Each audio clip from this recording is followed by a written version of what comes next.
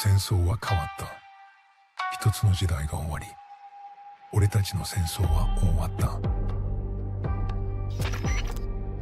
War has changed. It's no longer about nations, ideologies, or ethnicity. It's an endless series of proxy battles fought by mercenaries and machines. War and its consumption of life has become a well-oiled machine. War has changed. Verified soldiers carry algorithmic arms, manipulate social influence, AI enhance and regulate their timelines.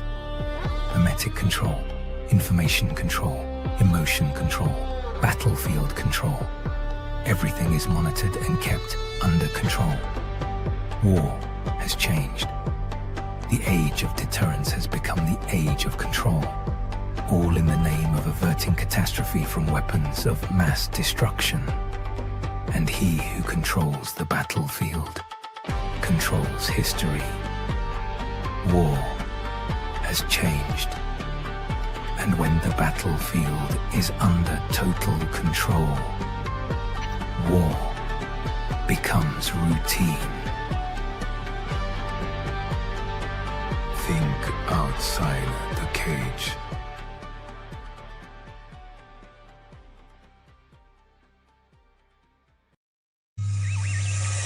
The world is getting crazier. People are acting more and more insane. The end of the world is tomorrow. Tomorrow. There's only one thing to do when the world is falling apart. Listen to Basil and Gonz as they discuss this week's news and events through the lens of Bible prophecy. You are listening to Canary Crime News Talk. You're listening to Canary Crime News Talk. Today is January 7th, 2026. We are live to tape on episode 905. And today, is there a Trump turnaround? Signing on from Wrap the Grid, Razzle Basil. I'm your best buddy Basil, and you are not crazy. And my name is Gonz, at Face Like the Sun, director of the Age of Deceit films and author of Archetypalism, your favorite Asian provocateur for Christ, live to tape from the metaverse to bring you the best news, which is the gospel message of Jesus Christ while reporting the egregious with a well-rounded, biblically grounded take on world events. It's Wednesday. It is Wednesday, my dudes. And Merry Christmas to everybody celebrating Orthodox Christmas. It is today. So it's today? Oh, I thought it was yesterday.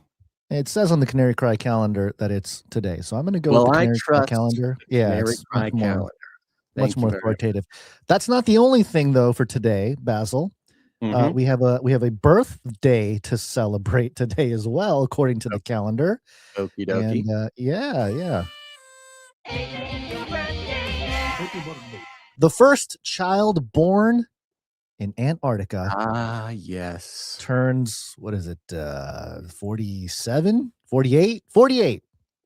She's 48. a living person. She was born, it says here, in 1978. Yes. Okay, March 16th.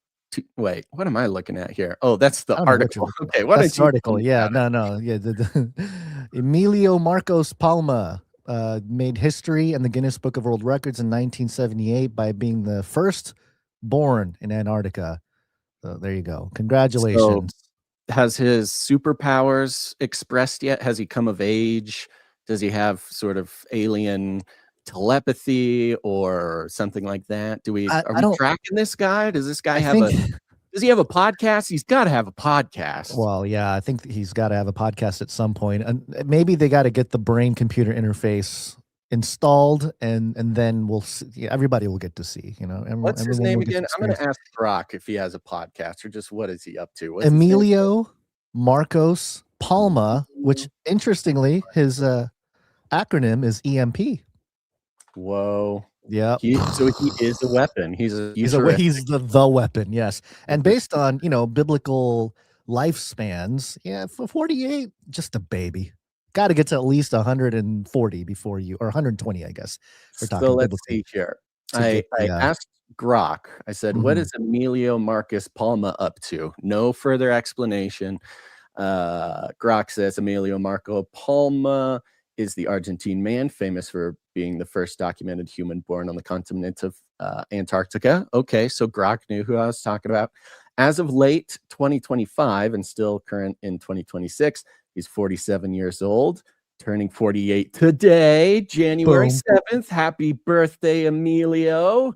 Somebody got to get in we got to get in contact with this guy. From the most recent available information, he maintains a very private life. Good job, Emilio. And has largely stayed out of the public eye. He resides in Argentina. Okay. Professionally, he works as a systems analyst. Analista. Rock gives us the local language, analista de sistemas, a career in IT computer science. Okay. He's laying low. He's waiting for his call from the Antarctican intergalactic dark squad, ready to activate him. Here's to happy birthday. Here's to EMP. It's cold, Basil. It's cold. Antarctica, go first. Snowstorm. Antarctica. Scientists are penguins. Antarctica, they're opening the abyss. Just real quick, Basil. I mentioned how it's Orthodox Christmas, and I just thought it was funny that Al Jazeera had this photo article that says photo Orthodox Christmas celebrations around the world. Maybe it's just me. I don't know. This image does not reflect a joyful Christmas. Well, Orthodox Christmas is a very interesting thing. Again, in my now sort of side quest to try to learn more about Orthodox Christianity, they are just totally on their own sort of calendar, I guess. Their own track, On one hand, as an American sort of, what is the word? Protestant? Protestant, thank you. Yeah. I was going to say Pentecostal, but Protestant. It's already weird to try to follow along with like the Catholic calendar, but the Orthodox calendar is like they're doing their own thing. You got to give them credit for sort of originality. Just so we're clear here, I asked Grok if Emilio Marcos Palmo had a X account because I was gonna, tag him, say happy birthday. According to Grok, there's no verifiable X account for that fella. So come on, Emilio, you gotta show up, man. You gotta show up every day at the very least to make your presence known. The memo hasn't gotten to him yet, maybe. Well, to celebrate Orthodox Christmas, Big Daddy Trump, he worked really hard over the night. He was, he's putting on his Santa hat. And there's some big news waking up today regarding the ocean, Gons. The oceans. The ocean. This is World War III adjacent. Yeah.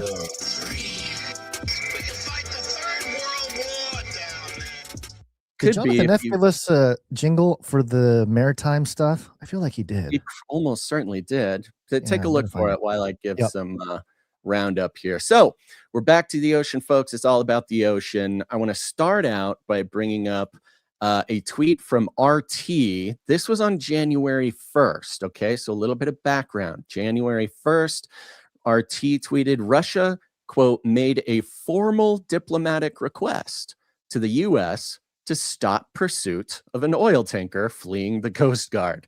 New York Times citing anonymous sources. Tanker believed to be Bella 1, seen in the video, sailing from Iran to Venezuela. So, look, we've got a lot of complicated geopolitical things going on now, and it's easy to get lost in sort of the big picture, but you go down to sort of the day-to-day, seems like Russia asked very politely for the U.S. Coast Guard to stop chasing around one of their tankers, which I guess is a good. I mean, look, they're opening up communication. That's good. That's good. Well, 6 days later, Secretary Kristy Noem posted with an awesome sort of military thermal vision video, which you can play in the background if you like. In 2 pre-dawn operations today, the Coast Guard conducted back-to-back meticulously coordinated boarding of 2 Ghost Fleet tanker ships, one in the North Atlantic Sea and one in international waters near the Caribbean. Both vessels, the motor tanker Bella 1, It's the one. No, Russia there it is. asked It's the one. very politely to stop chasing the Bella 1. And the motor tanker Sofia were either last docked in Venezuela or en route to it. Well, from what we know from the original request, the Bella 1 was going from Iran to Venezuela, sort of, whatever, maybe to pick up some oil or maybe something else. We don't know. Under President Trump's bold and visionary leadership, U.S. Coast Guard tactical teams worked closely with its counterparts at the Departments of War, Department of Justice, and State, and used their specialized expertise to conduct these operations and conduct 2 safe, effective boardings within hours of each other. It's fun. You can see here in the thermal vision, you get the 2026 live stream operation of the helicopter swooping down, dudes going down the rope. In this video, it even includes like watching the squadron move through the decks and up the stairs. It's very fun to watch. Makes it very ghostly with this thermal vision or like Very negative ghostly. vision or Very something. black Yeah. ops, very black Mhm. ops, very cool. Oh, One of there they these go. tankers, motor tanker Bella 1, has been trying to evade the Coast Guard for weeks, even changing its flag and painting a new name on the hull while being pursued. Now look, okay, I'm not I an love the old ocean- tactics, man. That's just age-old tactics, I am There's not an ocean professional, okay? But I'm pretty sure you're not supposed to fly a different flag. And what I love about this, and this will come up again, is in the world of history, right? We consider ourselves in a totally different era than the time of, 1776 and things like this. And of course, boats, naval stuff has been around for a long time. Flags, very important part. I mean, the fact we even have flags at all is mostly in this era because of naval stuff, because of ships and things like this. So I would guess, again, not an ocean lawyer, that changing your flag mid-trip is something of a no-no, as long as everybody's so concerned with international law. But let's keep going. Even changing its flag and painting a new name on the look, maybe they just didn't like the name Bella 1, right? Maybe Bella 2, maybe Bella 3. I don't know. On the whole, while being I like that pursued- if they capture him, like, no, you're looking for Bella No. 1. This is Bella 2, guys. Come Bella on. 2. This is our sister ship. This one totally legit. Don't chase us. In a desperate and failed attempt to escape justice, the heroic crew of the US CGC Monroe pursued this vessel across the high seas. Even the dramatic, naval language here is great. And through treacherous storms, keeping diligent watch and protecting our country with the determination and patriotism that makes Americans proud. These brave men and women deserve our nation's thanks for their selfless devotion to duty. The world's criminals are on notice. You can run, but you can't hide. We'll never relent in our mission to protect American people and disrupt the funding of the narco-terrorism wherever we find it, period. This is our country's greatest fighting force at their best. This is America first at sea. Now, This is America first at sea, Gons. People, listeners who've been listening for at least maybe a year or two will remember the period of time where I was completely obsessed with sort of the broad historical picture of the United States and the oceans. And this is kind of lost to a lot of people, but it feels like in this meta transformation that Trump is kind of inflicting on the world, and this sort of throwback to not like what made America great in the 50s, but like what made America great in 1801. Our ability to patrol the whole world, to control the shipping lanes, to control anybody's, ships anywhere. This is really what America, if it weren't for the naval obsession of the founding fathers and the early country, America would not be what it is.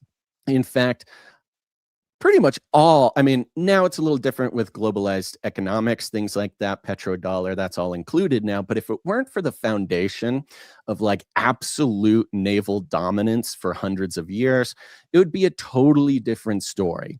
America loves ships. It's all about the ships, baby. And just to remind everybody, what we dove into a while back was the Barbary Wars. This was in about 1800, 1801, just like 20 years after the country was founded. There were pirates over, I think it was kind of in the like Eastern Mediterranean area. And the pirates, which were government-sponsored pirates, right? In fact, this is kind of fun because there's been a lot of talk. Yeah, go ahead. There's been a lot of talk recently with everything going on. Trump and the Trump administration has sort of hinted at bringing back what are called letters of marque. Now, letters of marque is an old school sort of tradition that basically legalized piracy on the on behalf of a country. And they've been talking about bringing this back. So look, any aspiring pirates out there, it may legitimately become a valid career path to get yourself a ship. That's funny because they're already doing it. They're already doing it. It's just that they'll have papers to not get arrested. Private. It's private. Okay. Private. This is not the military. Okay. This is not the military gets to go be pirates. This is privateers was the old name for it. And it's just anybody with a boat can receive a letter of marque and then legally start pirating like other ships from other countries. Okay. And so yeah, that's what I'm saying. Is that okay? All right. So it's fun, this great move. Yeah. No, this is future. We're gonna have like Mandalorian hanging out in our seas. And of course, what happened in the first Barbary Wars was these pirates over in the Mediterranean were sponsored by a local government, and they were messing up all the shipping lanes and taking out American ships. And the Wikipedia for the Barbary Wars is really funny because it describes it as what was the name? I think I closed. I got it here. The Barbary is it in the beginning of the thing? Yeah, I'll read it right here. Okay. So Tripolitans. Is that Sam Tripoli? It was Tripoli? the kingdom. It was like this North African, sort of Moroccan style kingdom. And I'll just call him Tripoli. I don't know if that's true, but the Tripoli government was pirating American ships, Swedish ships, French ships, everybody's ships, unless they pay tribute. So it was basically extortion. It was, it was piracy. Sounds like the mark of the beast. Show your allegiance, worship us. Otherwise, you can't buy or sell in these areas. Sure, whatever. It was very extortionary. But in the Wikipedia, they call it very, very sort of proper names. Thomas Jefferson refused to pay the tribute to allow ships to get his ships back. And so it started the Barbary Wars. So it was the first American outreach off of the continent. It was the first war off of the continent. And the founding fathers have said, we're not getting involved with European things. We're not going to fight the European wars. We're not going to do any of this. But once our own ships started having troubles, we're like, okay, time to dominate.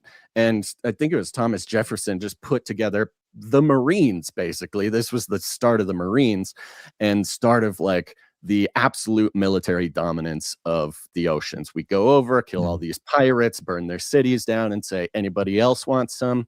And we've been sort of ruling the high seas ever since, which was another sort of big blow to the British Empire, who had sort of formerly held that title. So anyways, this is a huge part of American history, a huge part of the American soul. And what we see in many different ways, and we've pointed out in a lot of different instances, what Trump, you can get into the minutia of the policies, you can get into the minutia of whatever, whether it's good or bad, we're kind of talking outside that. He's into like this just centuries old throwback to the beginning of America. Like, he's taking these concepts from as early in American power as he possibly can. This is and on rebuild brand. This is on Very on brand brand. with Make America Great Again, and that It's- encompasses all of American history, not just the 20s or the 50s or something. No, we're talking the whole, especially in the context of military. It has to be part of his thing. So yeah, Old school dominance.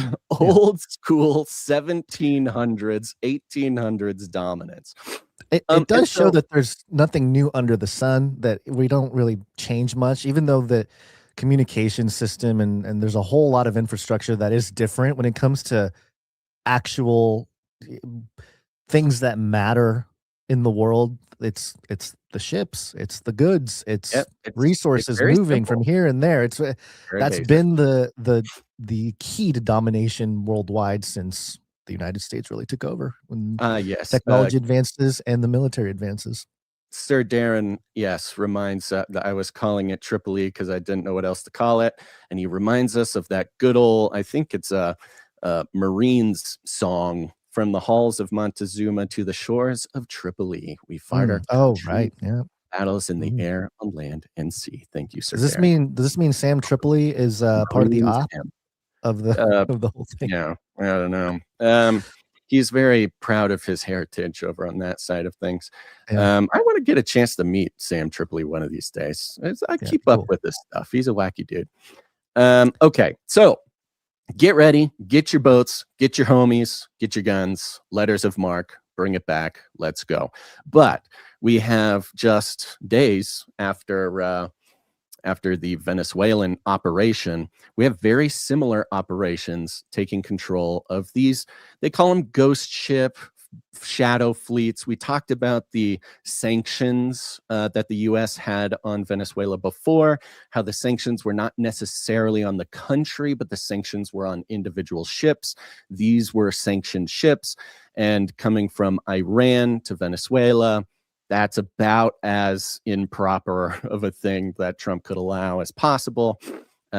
Russia being so comfortable with their communication, sending a formal apology, formal request, please stop chasing this ship. There are rumors, we don't have confirmation on the rumors, but there's rumors, that what are they called? The Night Stalkers or something, similar black ops that pulled off the project in Venezuela.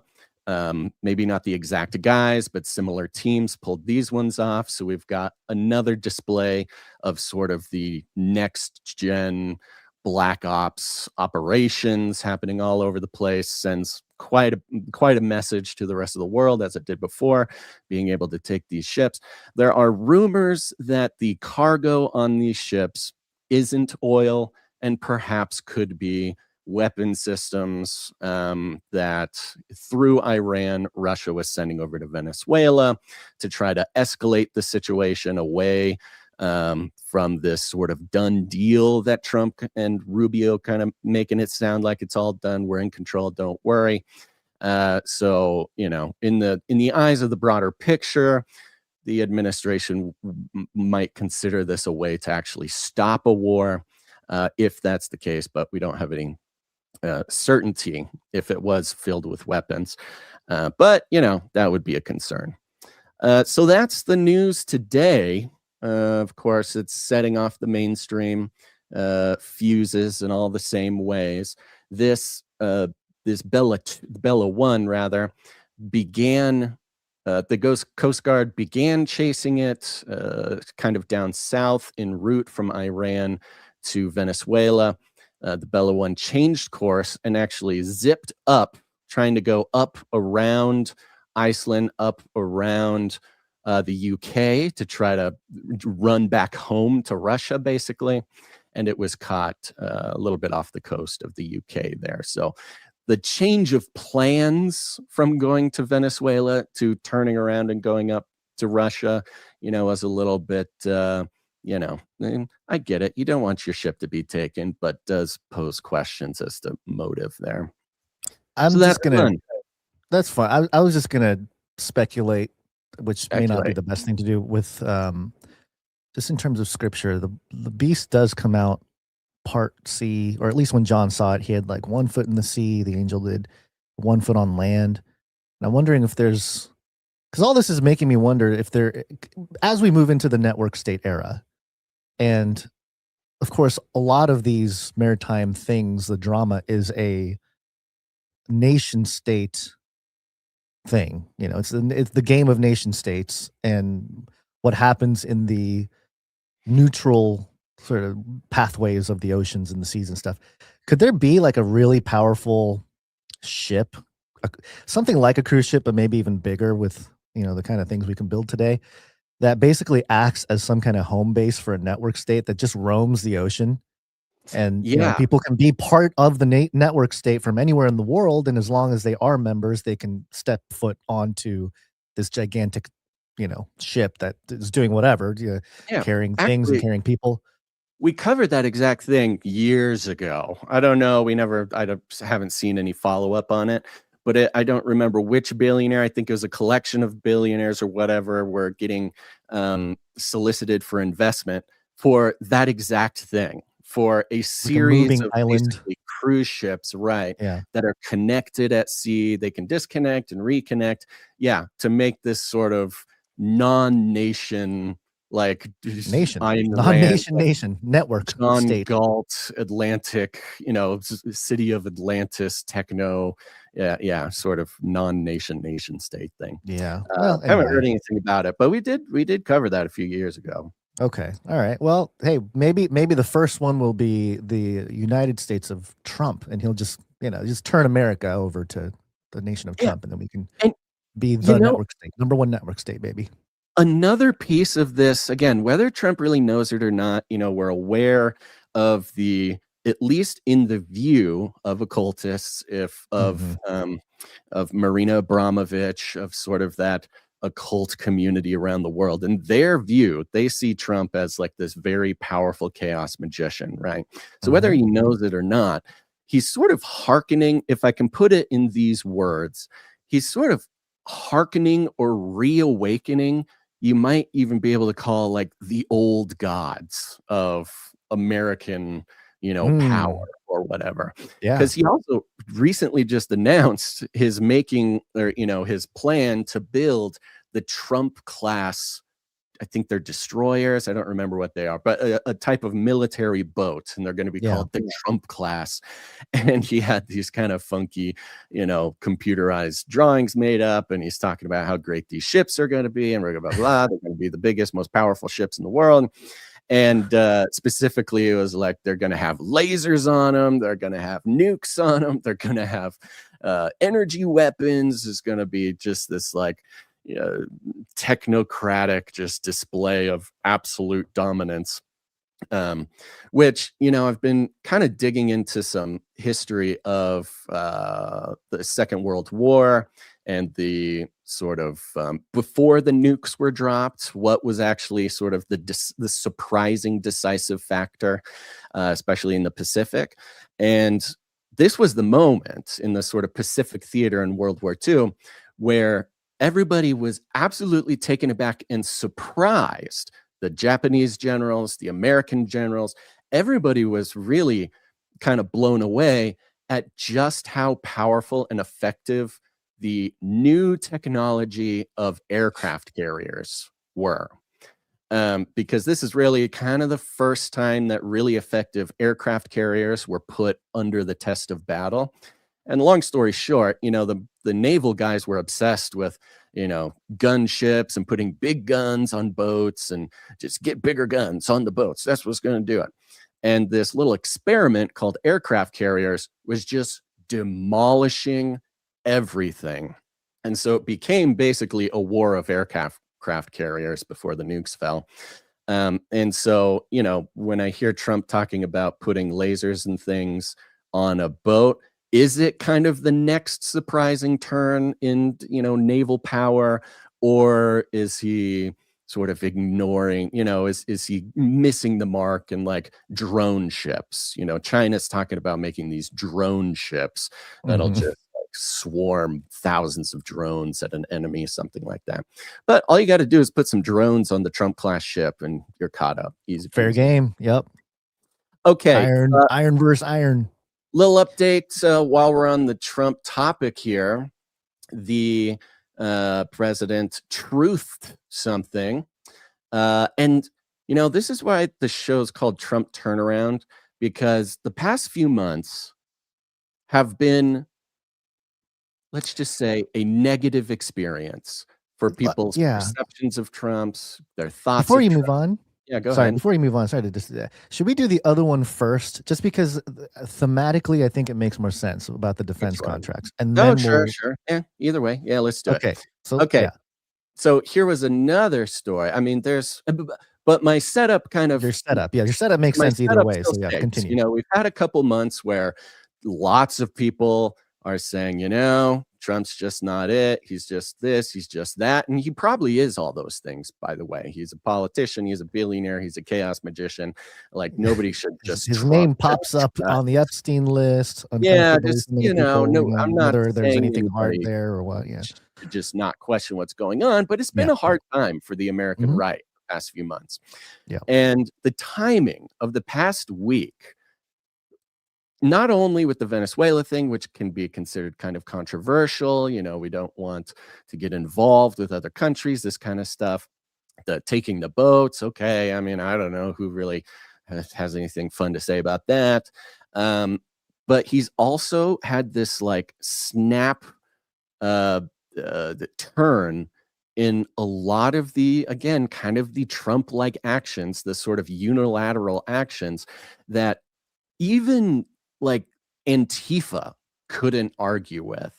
So very interesting timing at a time where he has not had the support that he's used to, and taking drastic measures which would threaten to increase his, whatever problems and politically. But he's taken a few actions here which are really intense. And like I said, with the Venezuelan project, highly leveraged, highly specific, highly leveraged actions that affect everything, and almost nothing else he could have done could have had as much effect as he has here. So here's one of them. This is his truth. He says, all United States defense contractors and the defense industry as a whole, beware. He's saying this as America is proving that its defense industry is dominating anything that they can do, right? So you'd think this would be a moment where he would be like, see, we should let the defense contractors do whatever they want. We should, right. That's what's been the pattern, is anytime the military does do something, quote unquote, good on behalf of the country, or something ethical, whatever out there, it's usually justification for continued funding of these, different public-private partnerships with these defense contracts. Yeah, but just let them do whatever they want. It's working. Yeah, what's he doing? So in the midst of all this, he says, all United States defense contractors and defense industry as a whole, beware. While we make the best military equipment in the world, no other country is even close, defense contractors are currently issuing massive dividends to their shareholders and massive stock buybacks at the expense of and detriment of investing in plants and equipment. This situation will no longer be allowed or tolerated. Now, this issue of corporate stock buybacks and corporate dividends, serving the shareholders instead of the country or the people, this is something that even Antifa complains about. And he says also, executive pay packages in the defense industry are exorbitant and unjustifiable, given how slowly these companies are delivering vital equipment to our military and our allies. Salaries, stock options, and every other form of compensation are far too high for the executives. Defense. What is he, a socialist? These are our defense, first line of defense for the country. Why is he going after all these people making the paycheck for doing all the hard work? I don't know. He sounds like a socialist over here. What's going on? And you pair that with the criticism by the socialists of Trump's just taking over Venezuela to give money to his oil billionaire buddies. He's just serving the billionaires. And then he's turning around and saying, all these billionaires, You're making too much money. He says defense companies are not producing our great military equipment rapidly enough, and once produced, not maintaining it properly or quickly. From this moment forward, these executives must build new and modern production plants, both for delivering and maintaining this important equipment and for building the latest models of future military equipment. Until they do, no executive should be allowed to make in excess of $5 million, which, as high as it sounds, is a mere fraction of what they're making now.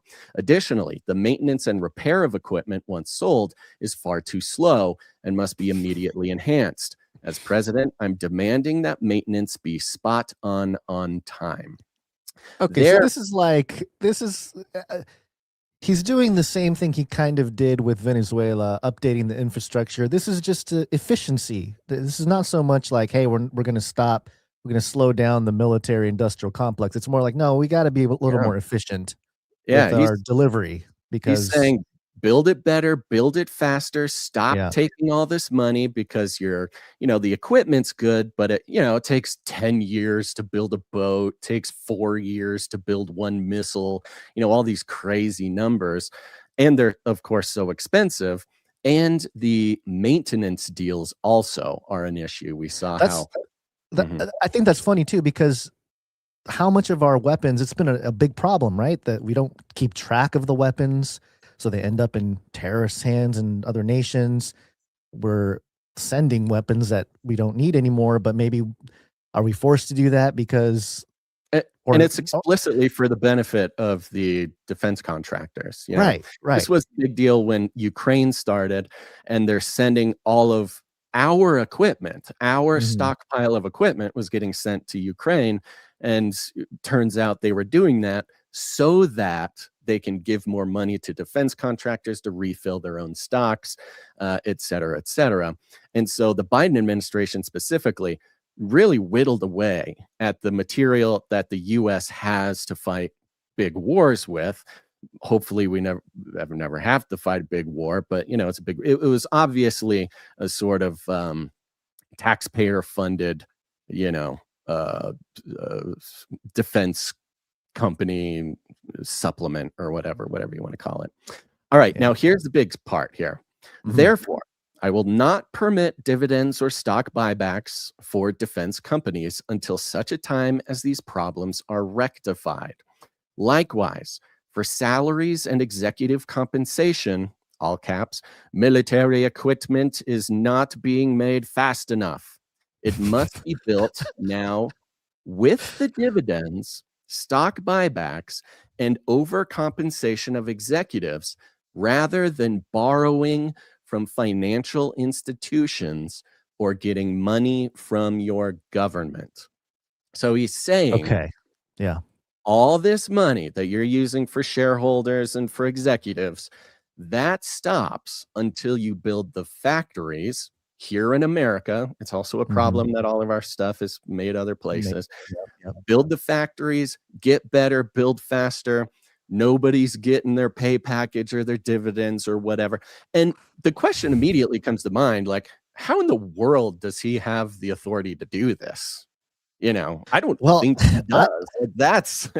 I'm having that moment. Very socialist in the idea, in the philosophy of it. It's interesting because there's so many, as a great chaos magician would do, there's just so many layers to this because first of all, you have Trump doing something that makes sense in sort of a baseline objective. Hey, you guys are making too much money. We got to fix this. Yeah, it's a very logical and sound reason to reroute some of the money that's been going out. It's been going into the pockets of these executives and stockholders and all these people, and not basically back into your business, if I could just put it so bluntly. And it's not benefiting anybody. He's like saying, be a better capitalist, or I'm gonna socialist you. I mean, he is kind of doing it. He's doing it sort of in a way now. I mean, he's putting the pressure on. So the pressure is enough. Interesting, kind of the answer of it. But at the same time, we know that he just had that clip a few I guess a week ago, 2 weeks ago, where he's talking about we're going to build a bunch of robots and AI. We're going to employ, I guess, artificial things or whatever he was talking about. So a lot of that money is going to go towards AI, robotics. It's not going to go necessarily to new jobs. I mean, there may be some influx of new jobs in the short term, but certainly, if these defense companies need to build better factories and all this stuff, they're going to look at robotics and automation and AI and all those things, which Trump has lifted up over here. We know you're doing this over here with the military industrial, or I guess just like the privatization of military companies. And then over here, he's got the AI almost like building up the product and shifting that out too. And maybe there's a reason why the states can't put a stop to some of the AI stuff. Wasn't that a federal executive order that? Yeah, that's gone back and forth. He actually ended gone up back and forth. Okay. He responded to the public outcry, and he did not. Okay. So all right, that's still back and forth. But in any case, he's you can see how he is got to spin so many plates at the same time and have it kind of feed off one another, you know, in a way that makes everything move forward. Afraid. I mean, he's not afraid. It's crazy, man. It's wild. Whoever he needs to threaten. Now, here's the kicker. Okay. Let's see here. It must be built now with the dividends, stock buybacks, and overcompensation of executives. He's specifically saying that the dividends, the stock buybacks, all that money that you're just financializing to make more money, that's what you use to get better, rather than borrowing from financial institutions or getting the money from your government. So he's also speaking to and this is a little bit more subtle, but it goes to broad. I mean, you broaden this out, the entire economic situation, the whole Crash Bandicoot situation here, money print, rather than borrowing from financial institutions. And what do we know? Borrowing from financial institutions is money printing. That is what money, we've gone over it over the past couple months, but just as a refresher, they don't print money like in a printer. We know this. And they don't really they do that too to gaslight the public. That's nothing, it's like a shoebox. It's like a shoebox of cash. But the real money printing doesn't even happen at the Fed. The Fed does not do the printing of the money. The Fed creates the conditions that allows the banks to create the money. When you get a mortgage, when you get a car loan, when you get a whatever, it's your loan does not come out of the bank's bank account, right? It's not money that exists. When you get a loan, that is what prints the money. So for the defense contractors to be barred from borrowing money to improve their stuff, he is halting any inflation that would come out of and he also includes getting money from your government. And when you get money from the government, what is it? It's bonds. It's more debt. It's more money printing. So traditionally, if the military industrial complex was going to have to improve all of its stuff, what does it do? It borrows money, which is printing money, which is increasing inflation, increasing the supply of the dollar, which it devalues the purchasing power of every dollar. Yes, that's been so. At the same time, the same time, he has this like small print that says, "You do it with your money. You're not going to inflate the dollar for this. Okay, you're just not going to do it. You're not going to print money. We're not going to give you money. You're going to do it on your own or else." Which, on the other side of all of this, is like, yay. Great. I mean, what a radical, it truly is. It's kind of hard to appreciate like just how radical it is for a president to come out and demand that the military industrial complex stop printing money, stop taking loans, stop taking government funds. And to finish it out here, it says, or getting the money from your government. Longer term, this is good for both executives and shareholders. Again, I love it. He frames it around pro-capitalist things. This is pro-capitalism, all right? Oh, see, look, he understands the short-term, long-term, man. It's a little, it's gonna hurt. You're gonna rip the Band-Aid off, but over the longer term, it's better. It's better. Very subtle, but it's very real. And he's talking about, it's good for the executives, good for the shareholders. Capitalism rules because it will be great for our country. Thank you for your attention to this matter. Make America great again. and then he signs off there. So this is, I mean, it really is a bit of a historic statement. Now, It is. again, whether he can actually do it or whatever, or he's just telling his buddies and they know that if they don't comply, he's going to make trouble for them. Who knows? But it is Well, interesting.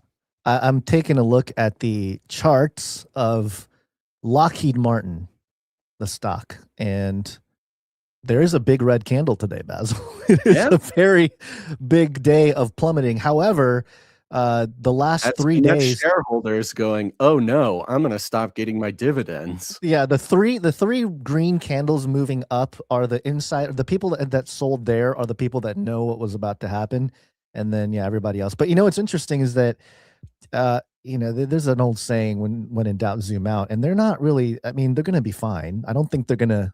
As far as Lockheed Martin themselves, they're going to be okay. They're still higher than they had been, and obviously they're a little lower than all-time highs for them historically in 2024. But it is a little bit unprecedented, and it goes to show that the public awareness about this type of corruption is at a certain level where a president could do something like this and people understand what's happening a little bit more. And I don't know that people understand everything going on, and certainly we don't either, but in terms of actual tangible transparency of how things have worked for the last 20, 30 years, I guess at a certain point there's a critical mass where you do something like this and it doesn't really make a huge splash because people are already kind of used to it, or that I don't know what I'm trying to say with that, but good. Yeah, well, at least movement, the theater change of it. Remember, everything is theater, even if it's real or not. Yeah, I know.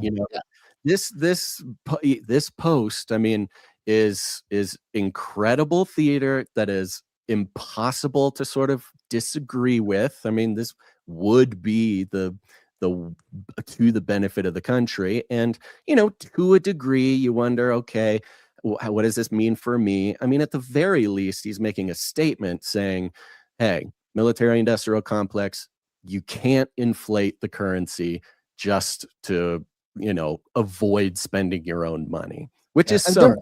There are moments in there though where it's like all caps, final paragraph, military equipment is not being made fast enough. I mean, that does imply wars can continue, selling of weapons will continue. Like, none of that. I'm not stopping any of that. I just want you guys to clean up your books a little bit, make it a little nicer for the public, Back to my recent sort of dive into the World War II history, and I shared this with you before the show, but that exact line in all caps, thanks for pointing it out, military equipment is not being made fast enough.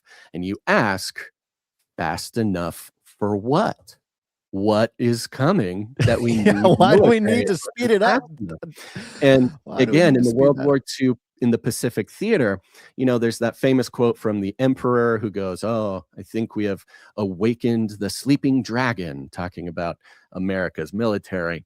But there was another sort of underlying, I'll just paraphrase it, but among the generals in Japan, and they're all kind of arguing with each other and they're talking to the emperor and stuff. And what really blew their minds and what really scared them was they did not know America's industrial capacity. You talk to Churchill, you talk to FDR, you talk to the Japanese, you talk to the Germans. The way to win a war is directly commensurate with your domestic industrial capability. Our domestic industrial capability being famously horrible in the past few decades, and this sort of movement and all the other sort of manufacturing he keeps going on and on about. He's trying to reindustrialize the country. Well, okay, maybe that's good, maybe that's bad. Will Americans work in factories? I don't know. We'll find all this out. But the reindustrialization really fast does obviously signal, could there be a war coming up pretty soon that we need this domestic industrialization to win the war, like we like every war we've ever won, it's because of industrialization of the United States. And the wars that we've lost have all been during the period of American history where we had a decline in industrialization.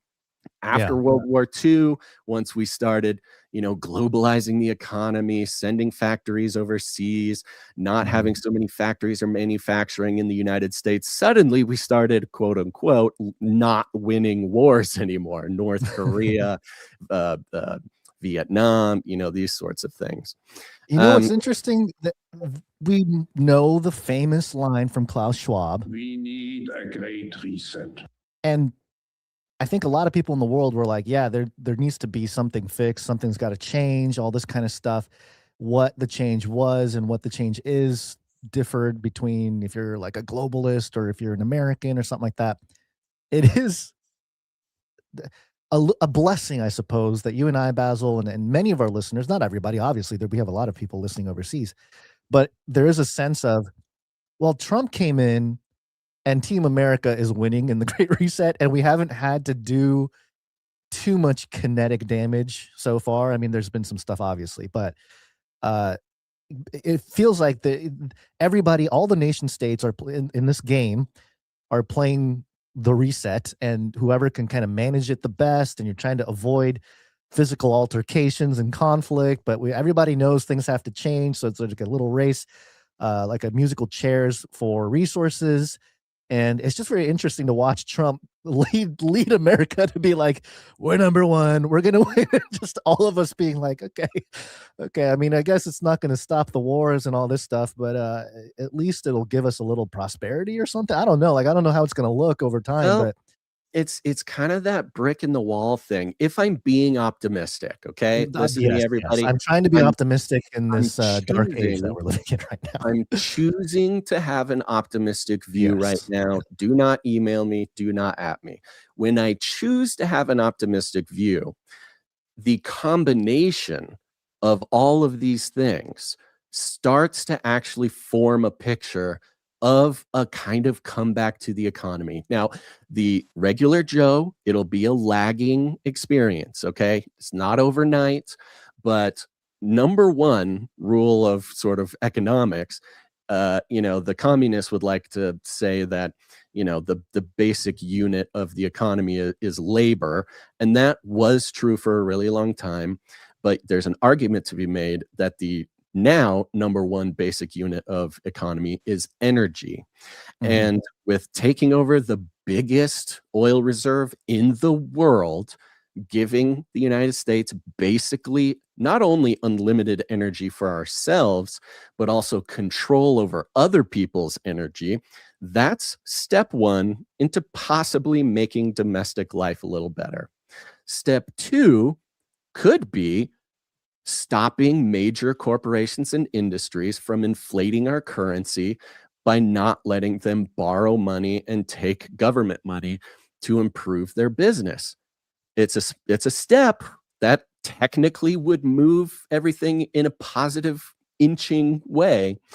But he took one more step, Gons, another brick in the wall. Yes, another one. It wasn't just one. Yes. No. This is coming from Carolyn Leavett, the White House press secretary, posted Donald Trump's truth. Everything's from Donald Trump's truth. Hold on. We got it. We have to acknowledge that she put 4 siren emojis and then wrote, "This is huge" in all caps, exclamation point, house emoji. Yes. It's well done. Well done, secretary. Very, very, very 2026. And it says here, and I have a clip we're going to play after this, but let's read this, his post here. He says, "For a very long time, buying and owning a home was considered the pinnacle of the American dream. It was the reward for working hard and doing the right thing. But now, because of the record high inflation caused by the Joe Biden and the Democrats in Congress, that American dream is increasingly out of reach for far too many people, especially younger Americans. It is for that reason and much more that I am immediately taking steps to ban large institutional investors from buying more single-family homes. And I will be calling on Congress to codify it." Yeah, that'll be the day. But People live in homes, not corporations. I will discuss this topic, including further housing and affordability proposals and more at my speech in Davos in 2 weeks. So he's dropping the Davos bomb here. And look, we've said it on this show. Many people have said it because it is so glaringly obvious. Again, the one most highly leveraged thing that any president could do to take a positive step towards home affordability is to ban BlackRock from buying all the homes. Okay. It's the easiest, simplest way to do it. There's a lot of complicated things you could do, but this is the most common sense and obvious.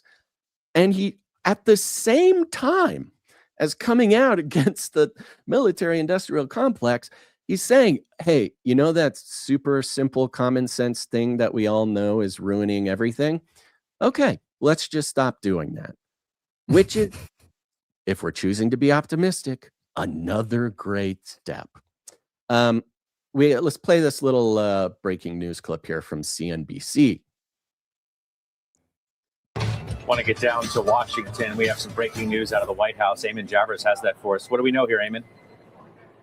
Scott, we've got a new post here on social media from the President of the United States who says he is taking action to deal with inflation in home costs. The president taking to social media to say that I am immediately taking steps to ban large institutional investors from buying more single-family homes, and I will be calling on Congress to codify it. People live in homes, not corporations. I will discuss this topic, including further housing and affordability proposals and more at my speech in Davos in 2 weeks. So the president here is saying that the American dream of owning a home has gotten out of reach for too many Americans, particularly young Americans, and says he is going to take steps to block large institutional investors from buying homes. Okay. They're repeating it a lot. They're not really... we just read the truth, and then he read it, and then, he's just kind of repeating it again and again. I think it's hilarious, though, in the background. We have Blackstone Inc., that's BX, not BlackRock, but Blackstone. Yeah, we get them mixed up. Blackstone is the real estate one. But it's okay. I mean, the memo is out. It's got to be a black, some kind of rock. So, but the price just going straight down on the chart while this guy's talking. But what I think is hilarious is it was in the middle of a bounce. I don't know what time frame it looks like just an hourly or half hourly chart or something, but you see the straight down of the chart. Obviously it went down 6 or almost 7% as this news was breaking, but you can the real-time ticker was funny because it was in the middle of a bounce, but you can see that as this guy's talking, it's like ticking up and down. Like people aren't sure if they should keep selling or if they should buy. I mean, it's pretty funny to me. I mean, an immediate 6.86% drop, 7%. I mean, a drop huge, on massive. for a company like Blackstone, a 7% drop in what looks to be a half hour is pretty gnarly. It's pretty crazy. But again, you zoom out and look, I mean, they're still below some highs and stuff, but they're still much, much higher than they were in November. Yeah, and I don't think the Trump's point is to crash the stock of these companies. I don't think that. Yes, I know. That's just it is simply a way to mention or look at how something like the news here, which is looking at the time frame of an intraday trade of the stock, it could make it look. It can make it look like it's apocalyptic. Oh my goodness, it's going straight down to zero. We're all done. But it actually, it's just a little pullback in the overall perspective. It's worth noting that his post says that they can't buy any more homes, so he's not going to be pulling a Mamdani, and he's not confiscating the homes from the court. I mean, gosh.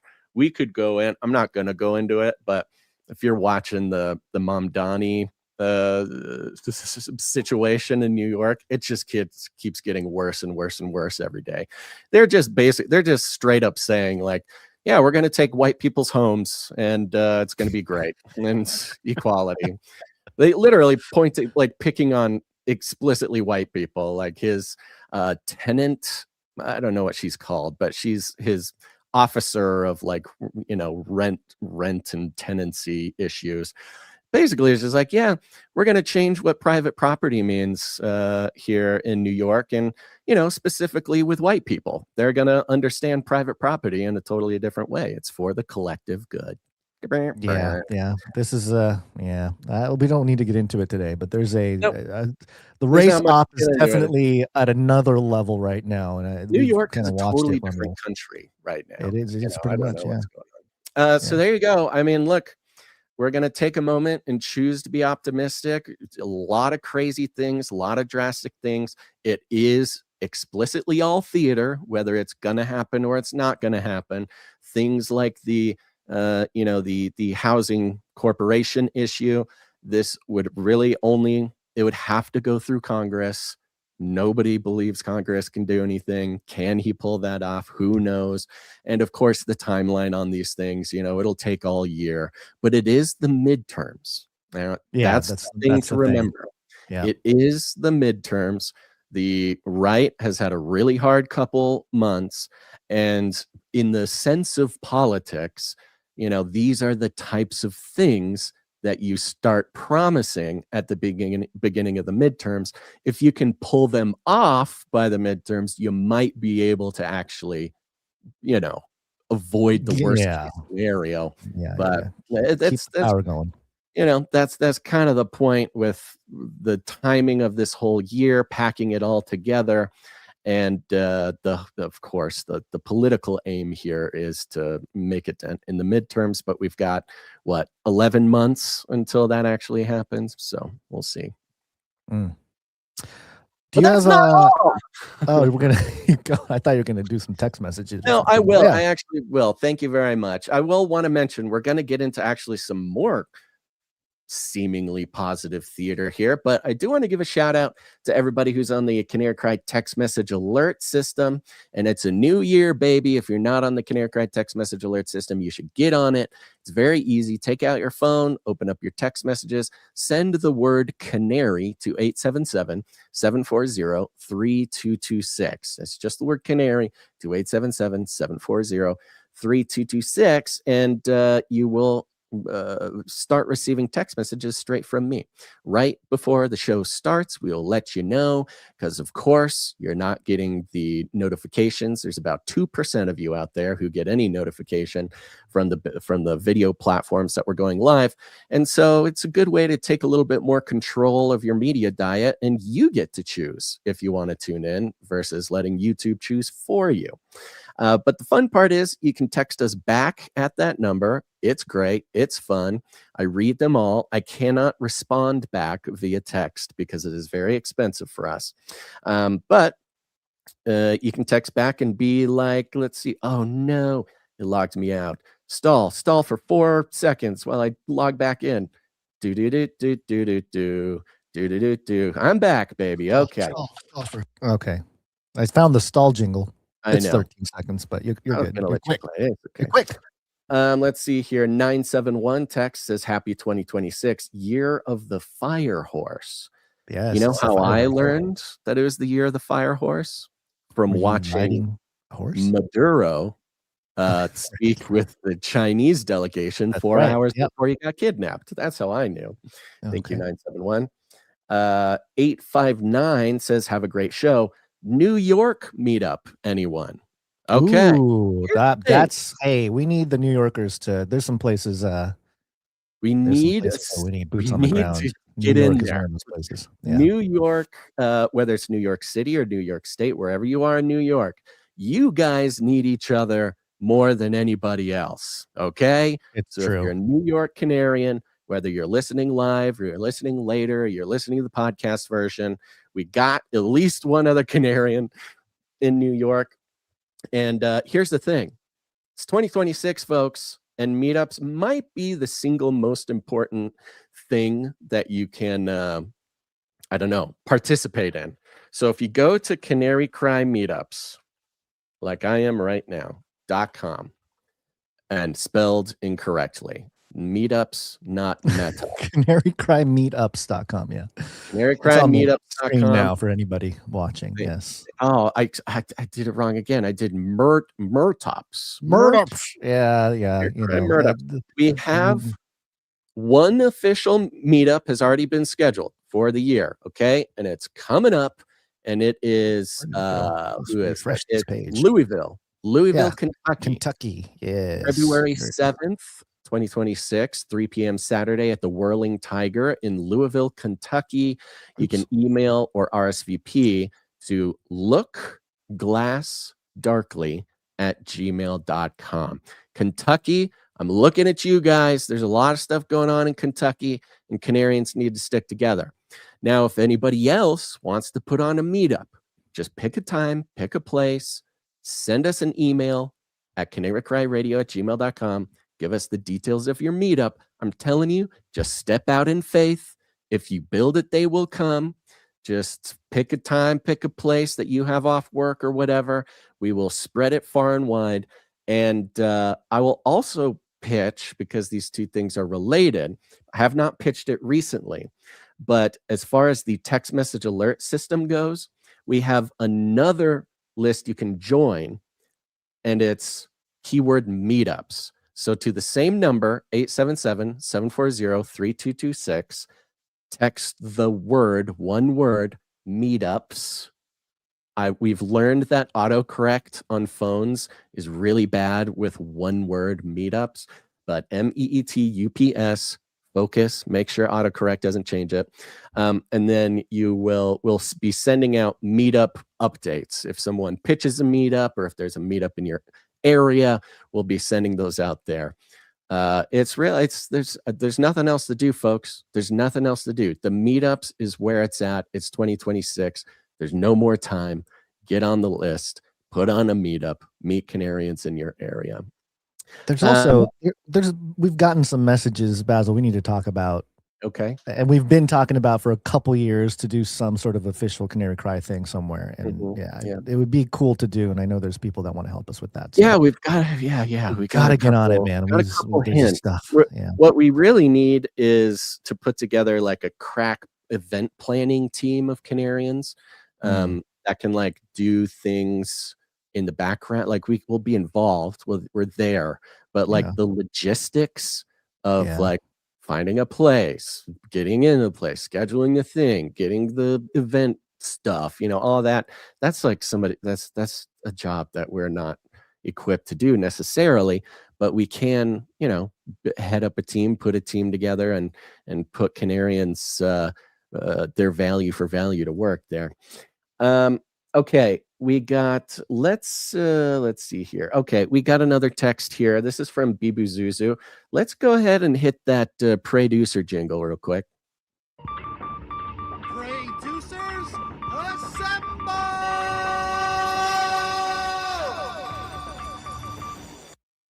And this comes from Bibu Zuzu in the text message system. She says, hey, Canary fam, praying for a great show. Pray for no, quote, peaceful protests to happen here in Minnesota with the ice. Bibu Zuzu, Dame Harmony, Hot Dish, and Glitchy Gumi. Yeah, that's something we're not diving into today as it's breaking, but it's certainly flooding the information vectors. An incident early this morning with ICE and someone trying to run them over and them defending themselves. With all the Somali stuff and the fraud stuff and the Tim Waltz stuff, Minnesota seems to be fully primed for some, let's say, controlled demolition. And so, yes, we're all producers here. Pray for Minnesota. Pray for Canarians in Minnesota. Pray for that's another place that might need a meetup is Minnesota. Y'all need to find each other in Minnesota. I think we had one before. I believe. I'm pretty sure we have. Yeah, it's Twin Cities, right? Twin Cities is Minnesota. Yeah, I think we did. We've got Canarians in Minnesota. Let's do it. Maybe another good time to get together with one another, because remember, it's not just about having a good time and talking about crazy stuff with people at the meetups. These are the people to meet. This is your team. If things go south, you want to be able to count on each other to, whatever. I mean, if things go worst case scenario, you got to have your little team of Canarians who can help each other out. So, well, it's like Trump going back to the early tactics of U.S. dominance with the maritime stuff. A lot of human societies have thrived and survived because of small groups of people knowing people, meeting in a working coffee together, shop. living together. Yeah, so it's a very important part of life. Okay, Yep. so I think there was one more I wanted to say here. So I marked one. Let's see. Oh, we got this from one of our Canadian producers because of the little chat we had about Canada last episode, 604. Alberta. Yeah, it says Canada is a failed state that hasn't realized it yet. We are run by globalist corporate class. Brookfield is essentially at the helm. Quebec is leaving. Alberta is leaving. Saskatchewan wants to leave. The natives are used as a destabilizing tool. The left and the right divide is extreme and absolute. I'm terrified for the future of this, quote, post nation, as Trudeau called it. Did he call it a post nation? I didn't catch that. I mean, I believe that he would. He would, yeah. Of course he scary. would. Yeah, okay. We're praying for you, Canarians. We've got quite the contingent of Canadian Canarians praying for you guys. Yeah. Okay. Anything you want to mention there? Yeah, no, I'm just finding a Guardian article about the Canada experiment from 2017, and they talk about if you can truly have post-nationality. Can you be post-national? Oh, my gosh.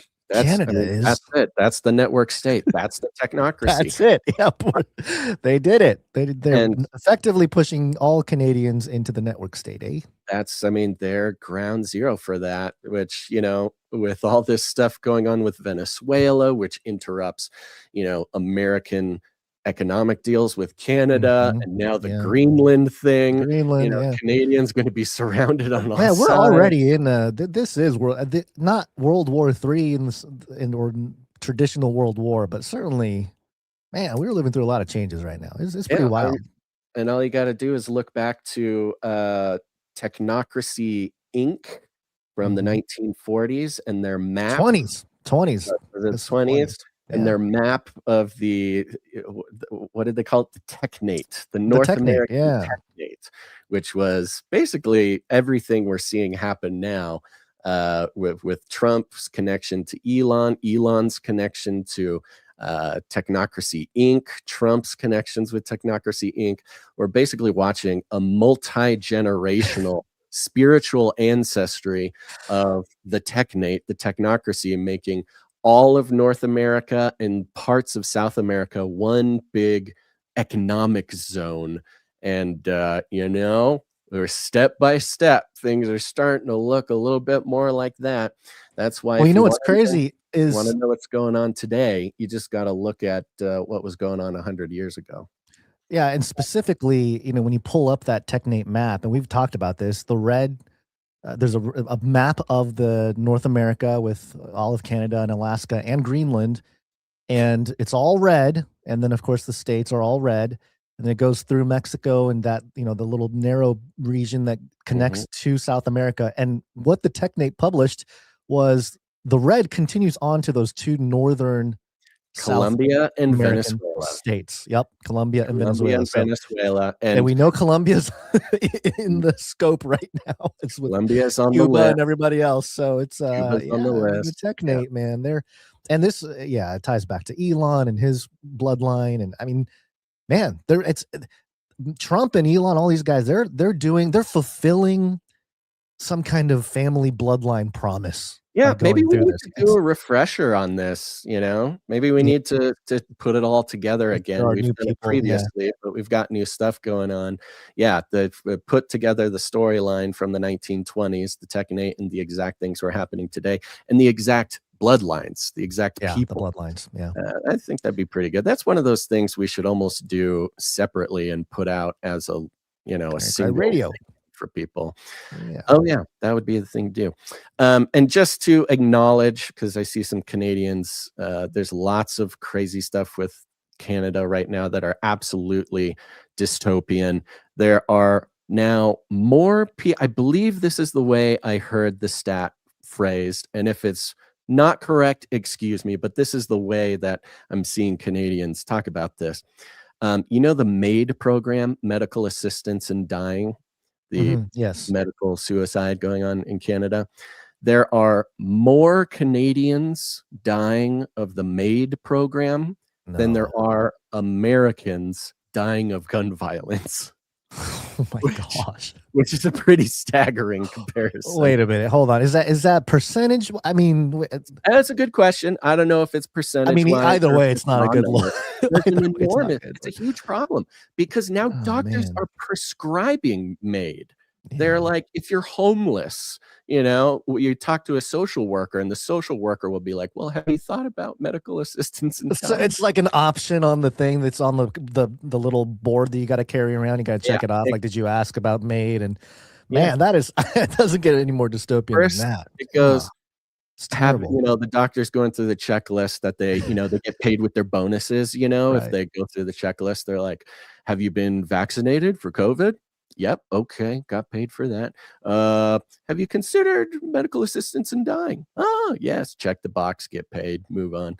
And Rami in the chat says, you now need digital ID to get government benefits in Canada. It's literally preparing Mark the Beast. I haven't confirmed that myself, but I would not be surprised if that's how they get you. This is another... Again, I know it's like an American rugged, individualist kind of thing, and we need to balance all this, especially with our faith and how we're called to be with the world and stuff. But it's always been with digital ID and Mark of the Beast that getting hooked on things like government assistance, and if the government is providing it to you and you become to rely on it, that's when they force you to get the digital ID, because what are you going to do? You'll lose all your free stuff. Okay. Praying for you, Canada. All right. Other than that, you want to get into some more good news here? Did you have anything else to mention? Oh, yeah, I already mentioned it. Join the Canary Cry text message alert system. Send the word Canary or the word meetups, or both, to 877-740-3226. All right. Good. Speaking of whack jeans. I'm hungry. Now you are cooking. Can I get 2 hamburgers? Yes, sir. With french fries? Yes, sir. What about an omelet? Sure. Got a couple eggs. I like food. Food is good. I like food. Food is good. Nice. All right. There's been several announcements by RFK. We'll go through these over the past couple weeks. But the big one that I think is one of these things, especially if you have eyes to see some interesting things. Here's RFK talking about the new food pyramid. Today marks a decisive change in federal nutrition policy made possible by President Trump's leadership and the work of MAHA moms and public health advocates who demanded reform.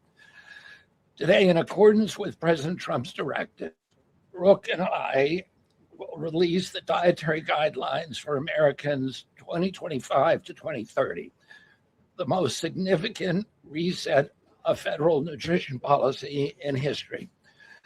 These guidelines replace corporate-driven assumptions with common sense goals and gold standard scientific integrity. These new guidelines will revolutionize our nation's food culture and make America healthy again.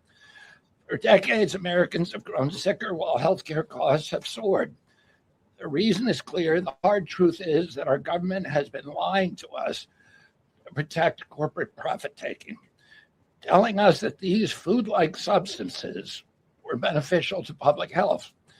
Federal policy promoted and subsidized highly processed foods and refined carbohydrates and turned a blind eye to the disastrous consequences. Today, the lies stop.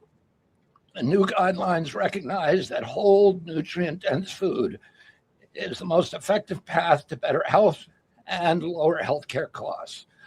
Protein and healthy fats are essential and were wrongly discouraged in prior dietary guidelines. We are ending the war on saturated fats. Diets rich in vegetables and fruits reduce disease risk more effectively than many drugs. Whole grains outperform refined carbohydrates. Added sugars, especially sugar-sweetened beverages, drive metabolic disease. And today our government declares war on added sugar. Highly processed foods loaded with additives, added sugar, and excess salt damage health and should be avoided. As Secretary of Health and Human Services, my message is clear: eat real food. Nothing matters more for healthcare outcomes, economic productivity, military readiness, and fiscal stability. The dietary guidelines shape dozens of federal feeding programs, including Head Start. These standards affect 45 million school lunches every day. Meals for 1.3 million active duty service members, and food served to 9 million veterans in VA hospitals. Today begins the work of aligning those programs with affordable, whole, nutrient-dense food. Implementation requires coordination across the government. I'm working with many of my fellow cabinet secretaries to deliver results. Okay. A little bit more of that with the video. For those who are watching, this video played alongside the new official food pyramid. I don't know if other countries had this, but in America, you know, you learned about the food pyramid. We all saw it. We'll pull it up. Why don't you pull up the old food pyramid real quick, just to remind people. Food pyramid. Yeah, here we go. I remember this. I was provided this propaganda as a young child. Yeah, so you'll be healthy. You know, it's a pyramid shape. At the bottom, at the base of the pyramid, is bread, cereal, and pasta. So you're supposed to eat the most. Load up on the carbs. Get the carbs. Get the bread. Load up on the carbs, cereal. which turns into sugar, right, in your body if you Immediate. don't It's just process it. sugar. I mean, that's one thing that a lot of people don't learn early enough, is that when it comes to avoiding things like diabetes, it's not necessarily about eating candy bars. A lot of it's eating bread every moment of the day. Yeah. And then, of course, you know, it made sense. I mean, whatever, bread, okay. That was obviously, you know, he mentioned the corporate fueled food pyramid, which was grains were easy to mass produce, and the government was supplementing wheat growers, and they had the, you know, it was an easy way to deliver calories to millions of people because it was like the mid 20th century. The next on the food pyramid was vegetables and fruits, right next to each other. Okay, makes sense. Keep that American farmer alive, yeah. But you were supposed to eat less fruits and vegetables than cereal and pasta. Okay, keep that in mind. It is a pyramid. Then what you eat less than vegetables and fruits is meat, poultry, fish, eggs, cheese, milk, stuff like that. Yeah. Which, by the way, look, is right beneath. So milk, eggs, dairy, meat, poultry, sausage, fish. This is your protein, the proteins.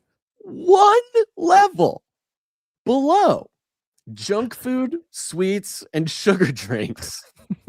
So like eating a piece of chicken is only slightly worse than eating, some sugar bomb ice cream cereal or whatever. And this got like jammed into our brains, and it's no surprise why we're all in the situation that we're in. Is this for sure? I was making sure that because the image you have here, I'm not saying you're wrong, but it does look like some kind of vector. It's a vector image. Okay, so I don't know how accurate it is. I just pulled up the. What are you talking about? No, this is it. This is the thing. I know, but it's the same. It's pretty much the same. It's just they had the milk, cheese, meats under the top, which is fats, oils, and sweets. I guess this was the original one from 92. Well, not original, but 92 to 2005. So anyway, there's some small differences. But the illustrations that show the same main point. Yeah, the main point I think is that they wanted us to eat a lot of grain. That was like the first thing they wanted. And and meat was seen as bad. I mean, not enough, I'm in my 30s and my doctor is telling me to eat less meat. I'm like, bro, you're out of here. Basil, I found a picture on Wikipedia. There's a man inside of a food pyramid. Mm-hmm.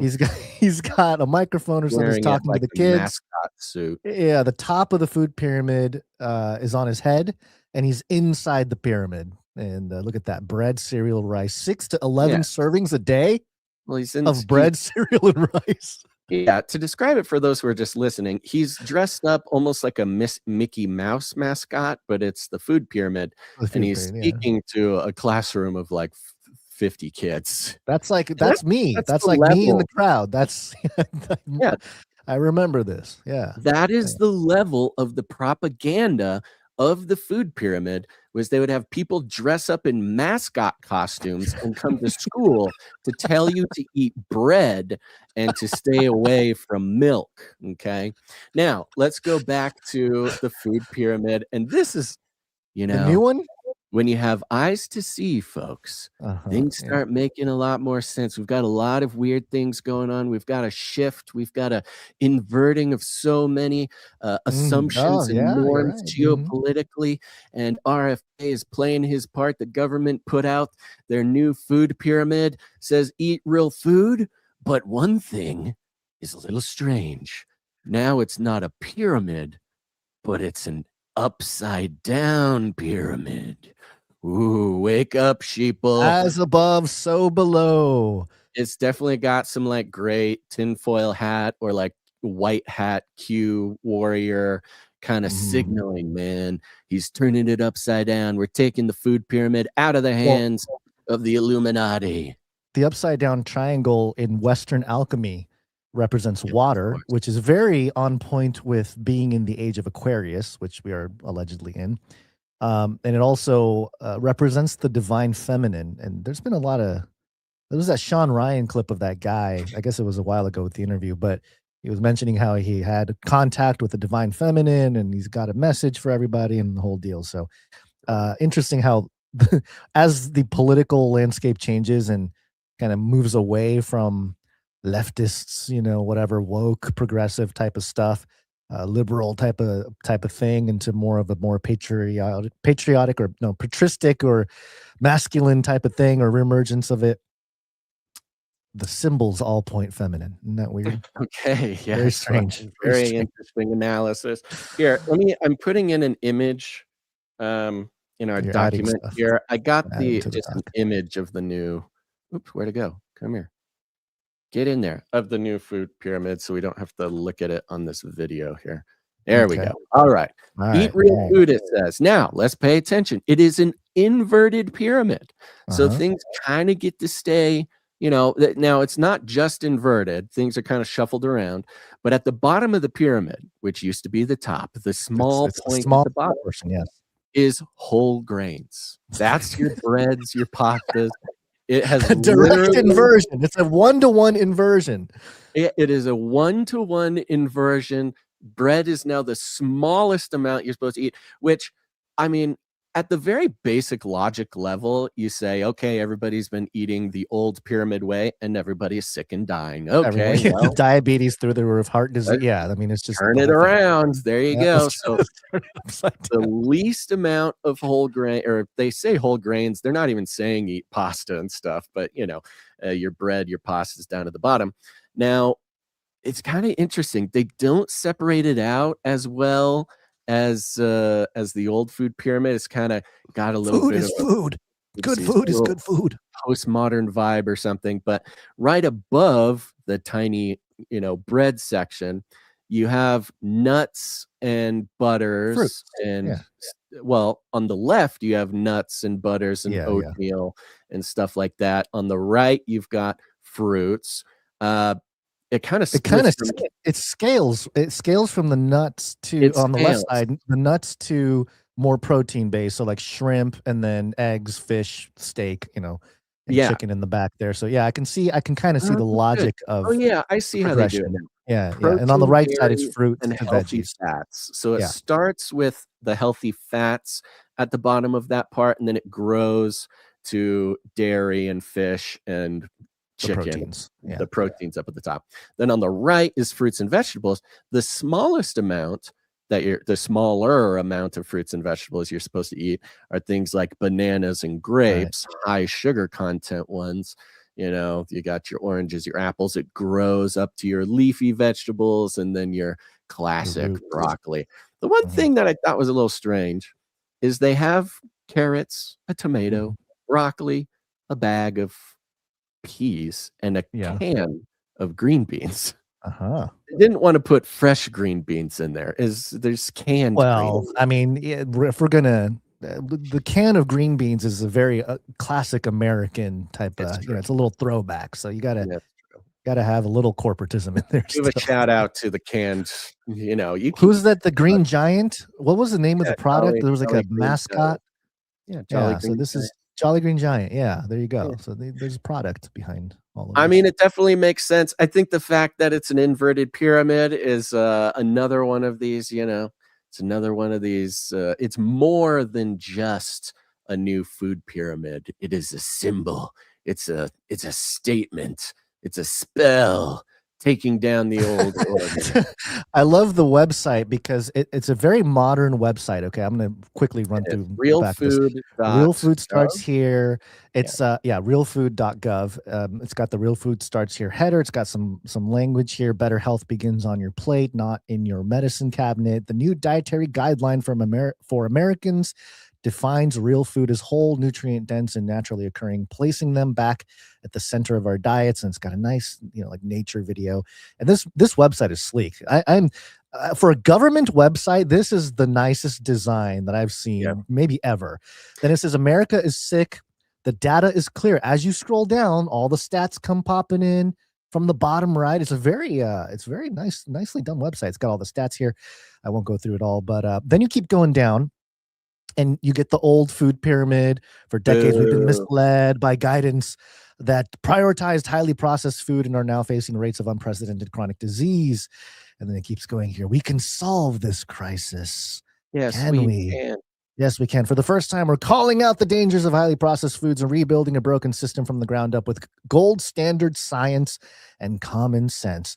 Introducing a new pyramid. A new pyramid. New pyramid.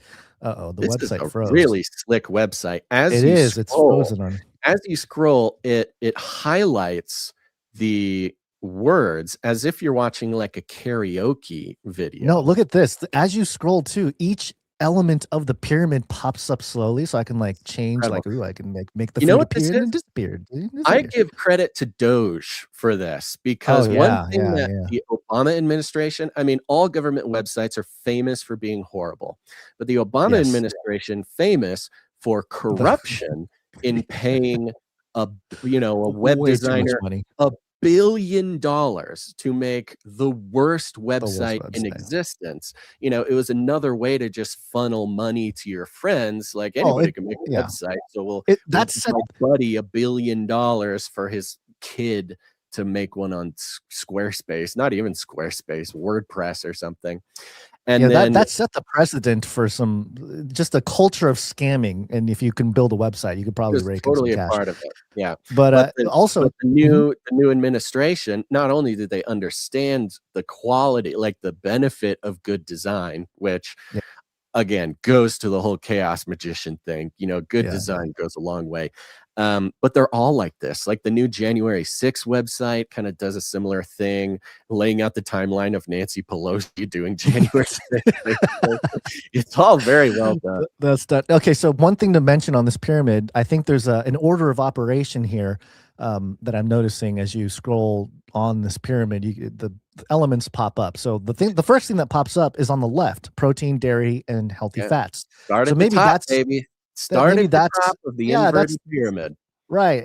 But you know how the veggies and the fruits and the protein were split, like they shared two sides of the pyramid, but from the thing, and the sequence is the proteins first, then the vegetables and fruits, and then the whole grains at the end there. So anyway, maybe there's a order of operation. Ooh, they're coming at me. Whoa, the food's coming out. Whoa, that's amazing. Look at that. Wow. Go to this website. Whoa, look at this. It's fun. This is the most impressive government website I have ever seen. It's maybe one of the most very impressed with this websites at all. Listen, for a podcast that barely has a website, this is impressive. Can we get this guy to do our website? We really need to do our website. Yeah, do we need to hire a Doge guy? What's the deal here? Whoa, this is very well done. Well, okay. Sorry, listeners, but really, go to RealFood.gov. RealFood.gov and scroll and have fun. Yeah. Spend an afternoon just scrolling around, being impressed. They really understand the idea of doom scrolling. That's for sure. On the topic of our buddy here, RFK, more Trump. This was an announcement came a couple days ago. Trump truth. I also This do have a is- clip. I'm not sure if the clip is like going to add anything to it, but maybe Is this we a can check- WACCINE? WACCINE.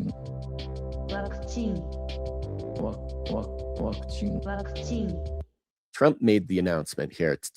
He says, today, the Trump administration is proud to announce the United States of America's updated childhood vaccination schedule. This schedule is rooted in the gold standard of science and widely agreed upon by scientists and experts all over the world. Effective today, America will no longer require 72 jabs for our beautiful, healthy children. We are moving to a far more reasonable schedule where all children will only be recommended to receive vaccinations for 11 of the most serious, and dangerous diseases.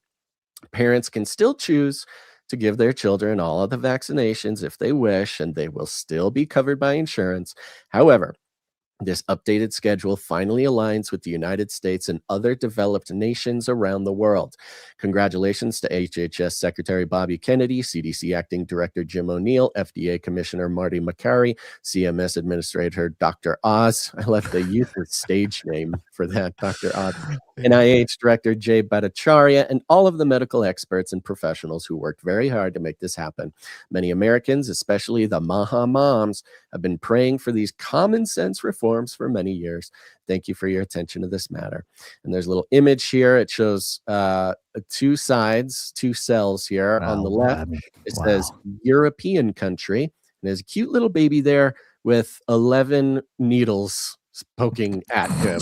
It's still fairly inflammatory to have 11 needles pointed at this baby. I mean, it's still an aggressive look. And that's like when I was reading aggressive. the announcement, I'm like, okay, you won't require 72 jabs, but 11 seems still too many. Like Still a lot of people don't even want the 11, but it does say recommended, not required. So there you go. If you want, you can have 11 needles go into your baby child. That's the European countries. United States on the right, 72 injections. The baby is basically covered in a force field of injections. What are those things called with they put it in the machine guns, when the bullets are all connected? I don't know what they're called. Belt bed, ammo belt. Yeah, that's what it looks like, of vaccines, of jabs. Yeah. And this is, of course, look, I mean, this is one of the most bizarre flippity doodahs we've seen in American political culture. RFK used to be a Democrat, used to be a leftist. He used to be the weirdest hippie lawyer protecting the environment and, going against big medical stuff. And in the past 5 years, it's switched. Now he's a right-wing extremist for having the exact same thoughts. And, we all know Democrats in our lives who would have agreed with RFK back then. And then suddenly they want to put a force field of jabs around their children. And the conundrum, the weird juxtaposition is, the leftists would love to say, the medical system in Sweden, the medical system in Norway, the European medical system, that's what we should have here. And it's those European countries that don't have, in many of them, any vaccination requirements. And if they do, it's only for about 11 injections. So you've got that juxtaposition of someone who is purely hypnotized by the political left-right paradigm. They say we need to have a medical system more like Scandinavia, and yet they're still Americans, which means they want as many jabs as possible. And you're a crazy right-wing terrorist if you don't agree. But that's good news. Good news. I'll tell you, as somebody who's not yet a parent, but when I think about, having a child and having to deal with the vaccination thing, I mean, of course, vaccinate, it's just not an option, at least the current situation, just not an option. And like, I've played it in my head. Like, okay, what if I had a kid and the doctor comes in and they say, you have to do this, you have to do this.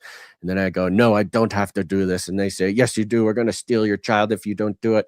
And I go, I'll fight you. You're not going to, it's like stressful to like think about. So, oh, trust me, I've had those encounters along not with too far off what you just described there. So yeah. Oh, I know. I bet. And along with what I've seen, and I don't want to get too deep into it because it's kind of broader, but then the natalism, pronatalism, having babies, you know, the millennial generation, we were always told having a kid is the worst thing you could do. You know, your parents would yell at you, you'd make a mistake. Oh, now you can't go to college. Oh, having a baby will ruin your life. All these boomers like complaining that having kids was like, you know, ruined their prospects to be a movie star or whatever. Like that was the culture for millennials. And no wonder millennials have taken so long. But I will say in the past year, with movies, with television shows, there has been a shift in that, just that sort of subtle culture of having babies. I went to the movies and saw it's called Marty Supreme. It's a movie about a ping pong player or whatever. And it's kind of your classic sports movie. Oh, he's good at ping pong. Oh, he wants to win the championship. Oh, he lost. Now he has to go back and reclaim his title. And I don't necessarily want to give away the full story, but let's just say it was a revolutionary film because at the end of it, having a baby was the most important thing he ever could have accomplished or whatever, which seems subtle and seems like not a big deal, but you consider literally every movie made between 1990 and 2020, the idea of having a child was like the worst thing you could do. Now we've talked about the pro-natalist kind of cult, as the mainstream media calls it, and Elon and this kind of thing. But it's kind of beautiful how the culture is kind of starting to shift. Of course, you know, if you get to the political polarities, the left is still going to be in a totally different place. But it's kind of nice to see. And I think things like this, policy-wise, might give us a chance to not destroy the human race for our own, selfish desires. For the principalities and powers, I'm sure it's a delicate balance, and of course, God's sovereignty keeping everything going ultimately. But the principalities and powers are trying to depopulate on one hand, but then they're like, wait a minute, we can't run out of stock. We still need a lot of data harvesting, that we need them to have more babies. So it's just an ebb and flow, until the grand harvest, the great harvest of God. It's all a balance. It's all a balance. But we did live in at least for our generation, having children was like the most rebellious thing you can do. I remember just even becoming a step parent, people saying, what are you doing? Like, why are you throwing your life away? And it's like, wow, really? I'm like stepping into this role as a father for a fatherless child. And that is seen as me throwing my life away. It's like, wow. Yeah, okay. I think it's interesting that you use the word rebellion. I think that's a good word to use for it. Similar to how right now it's kind of rebellious in the like kind of edgy, cool, against the tides of culture. Like with that type of the word, I think that's a cool word to use. Much like we're seeing the rebellious kids are becoming Christian and like finding right exactly. Yeah, I think that's a good way to look at it. But yeah, look, all boomers, I see in the chat. I'm not saying all boomers think babies are bad. I'm saying as a millennial growing up, the worst possible thing you could do to get in trouble with your parents would be to get pregnant or to get somebody pregnant. It's, it was displayed as there's no worse thing you could do for your life than have a child, especially have one early, but also, all the movies and TV shows about women trying to be career people and having kids ruins that. Or maybe you're a sports athlete and, you're at the top of your game, but then you have a kid and blah, blah, blah, blah, blah. So I'm just saying, as a millennial, and I think maybe Gen X is more responsible than the boomers. I don't know, but where did Gen X get it from? So there you go. Boomers, you're off the hook. But I'm saying as a general culture, that was certainly the case. Mm-hmm. Okay. Right. Are we good with the vaccine? I don't think we need to play that clip. I'll just reiterate. It's kind of bummed. I should have played it earlier, but there was the jingle that would have really tied the food stuff and the vaccine stuff together very well. Vaccination. There it is. Do you remember that? I mean, it's funny because wasn't that Mayor de Blasio Man, we look back and we at the time it's like, man, New York so ridiculous, and now look at it. Yeah. I mean, De Blasio going on TV giving out free vaccinations for a burger, or having a burger as part of the bait to get vaccinated. I mean, it's just innocent times, Basil. Innocent times compared to what's going I mean, on. it shows the weird. Before that, you would never consider food and vaccines to like be connected, Associated, be the same thing. But it really was that like vaccine is medicine, food is like that sort of COVID era, that it was definitely part of the psyop to connect food with vaccines. Like if you like healthy food, then you'll love vaccines. Right. Okay, more World War III stuff here.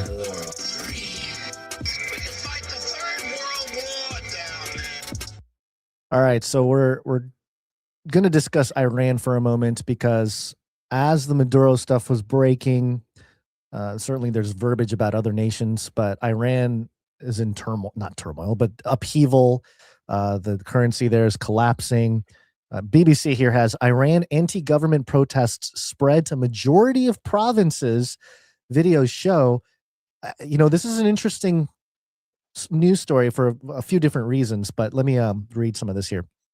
The BBC's analysis of protests protests have broken out in the last 17 in at least 17 of Iran's 31 provinces, presenting the largest challenge to the country's clerical establishment since 2022. Oh, apparently it's pretty common over there. A BBC Verify and BBC Persian analysis has found. The BBC's analysis of protests includes only those for which we have verified video footage. The true number is almost certainly far higher. There are reports of protests in a further 11 provinces. So, I mean, even them saying that there's even more. Almost all the entire country is up in arms. The wave of protests has spread rapidly across Iran since the 28th of December, when anger initially broke out in the capital, Tehran, following a fresh and sharp devaluation of the country's currency against the dollar and other major foreign countries. Now, this is interesting. December time period was when the silver pump started. Iran has been, I think, the second biggest nation acquiring precious metals, that includes gold and silver and all the metals, over the last like 30, 40 years. So, I don't know what's going on there, but it's just an interesting little side note. Verified footage from the last 10 days shows evidence of anti-government demonstrations and gatherings in more than 50 towns and cities across the country, including in several regions previously perceived as being highly loyal to the state. Now, this is, again, for a true type of revolution, or a seeming revolution, to be taking place here, where a majority of the provinces are in protest. My hope, because all the rumors right now is that Israel is going to nuke Iran. That there are, I mean, that's the stuff I'm hearing, that they're ready to really go after Iran and go nuts. And that's I mean, maybe that's hyperbole when it comes to some social media people saying that Netanyahu's ready to attack. I'm not so sure about Iran. nuke. I mean, I think what we're seeing in Iran, which is, I love that it's so classic. It is textbook CIA color revolution from top to bottom. It is beautiful.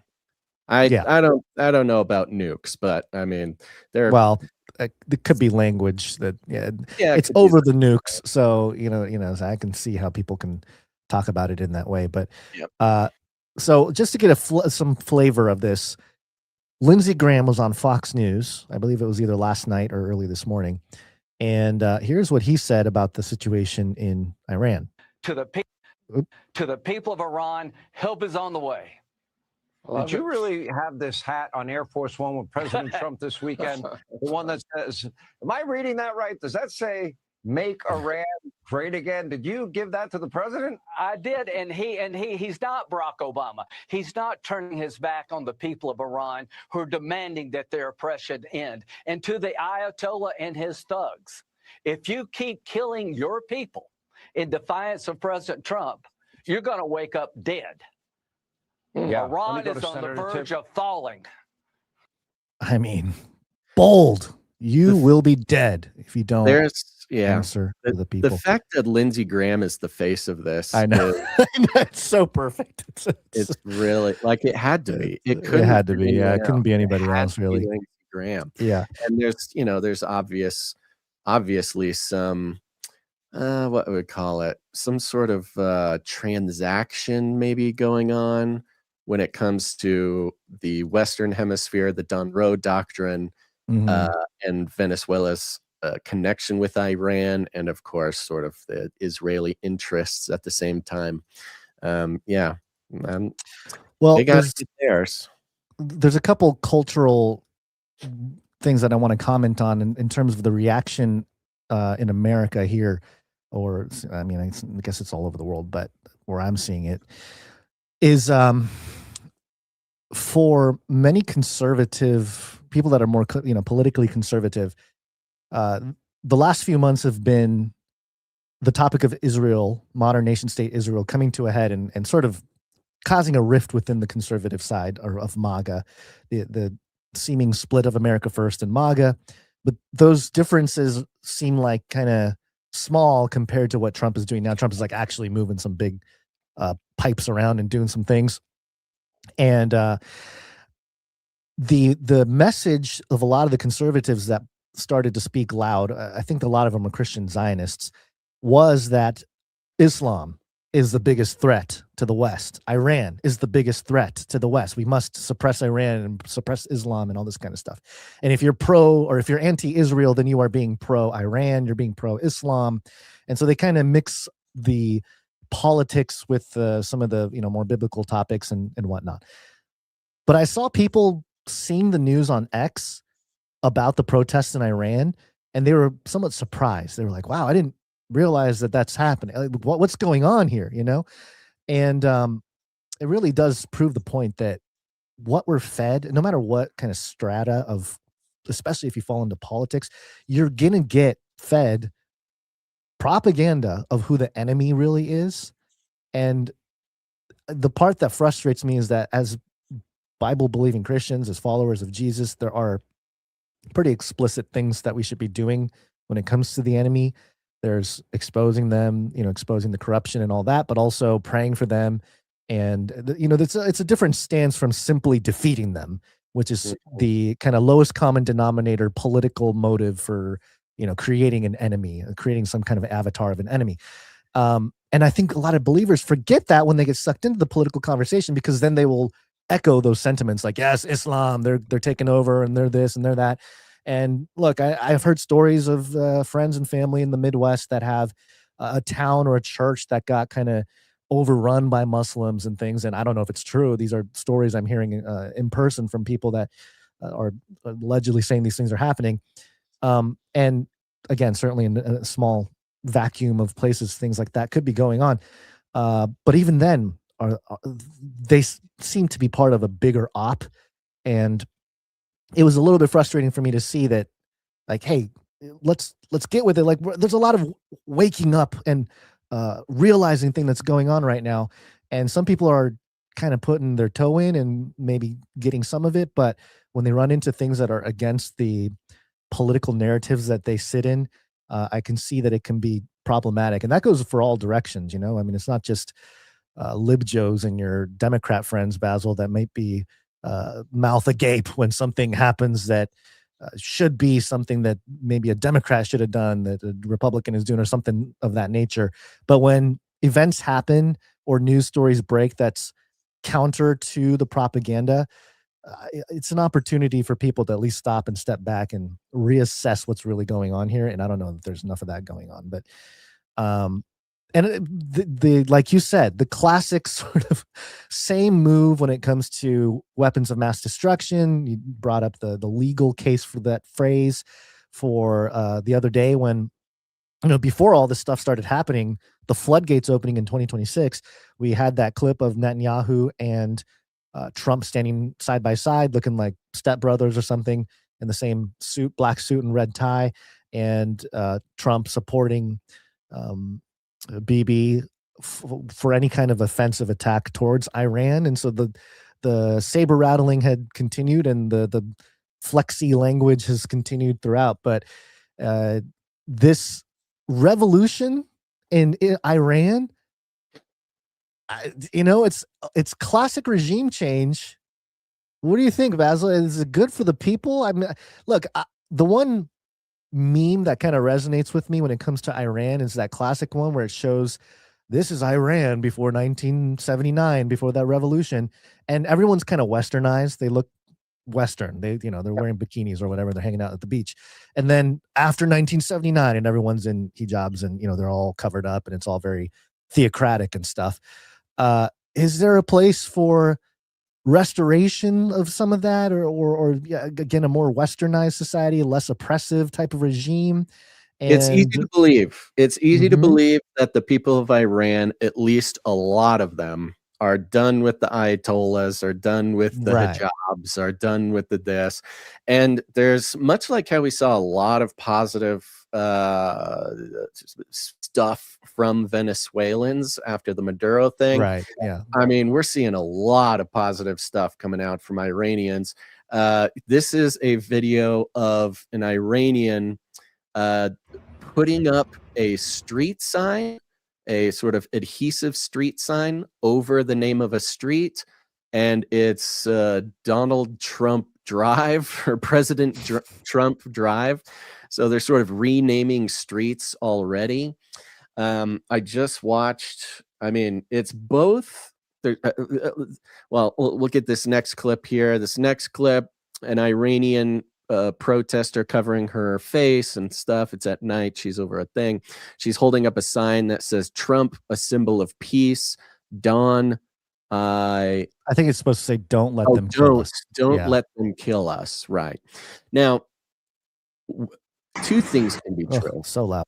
Sorry about that. There can be two things true. One of them, a lot of Iranians want more of a Western style government, Western style civilization. They're tired of the honor killings. They're tired of the blah, blah, blah, blah, blah, right? That could be true.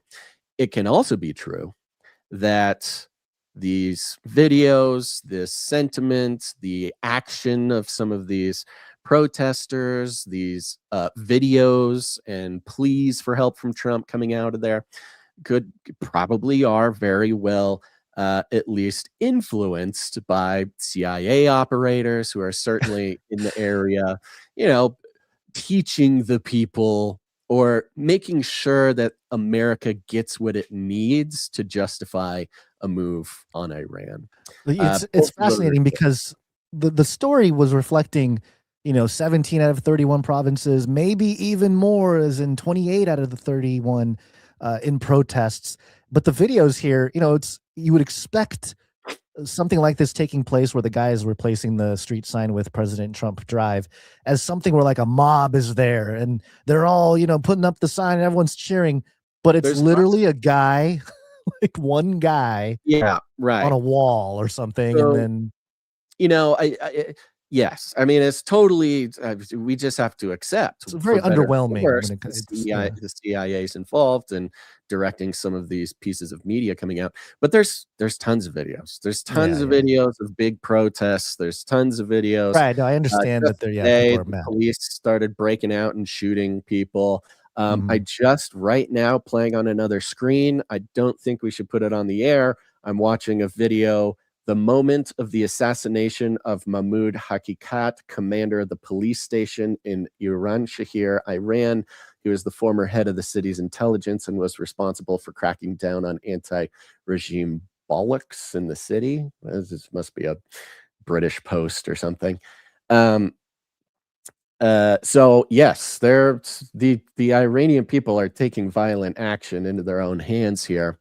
And specifically when it comes to the response of the Iranian regime against the protesters, you have Donald Trump's post. This was January 2nd. So this has been simmering for a bit here.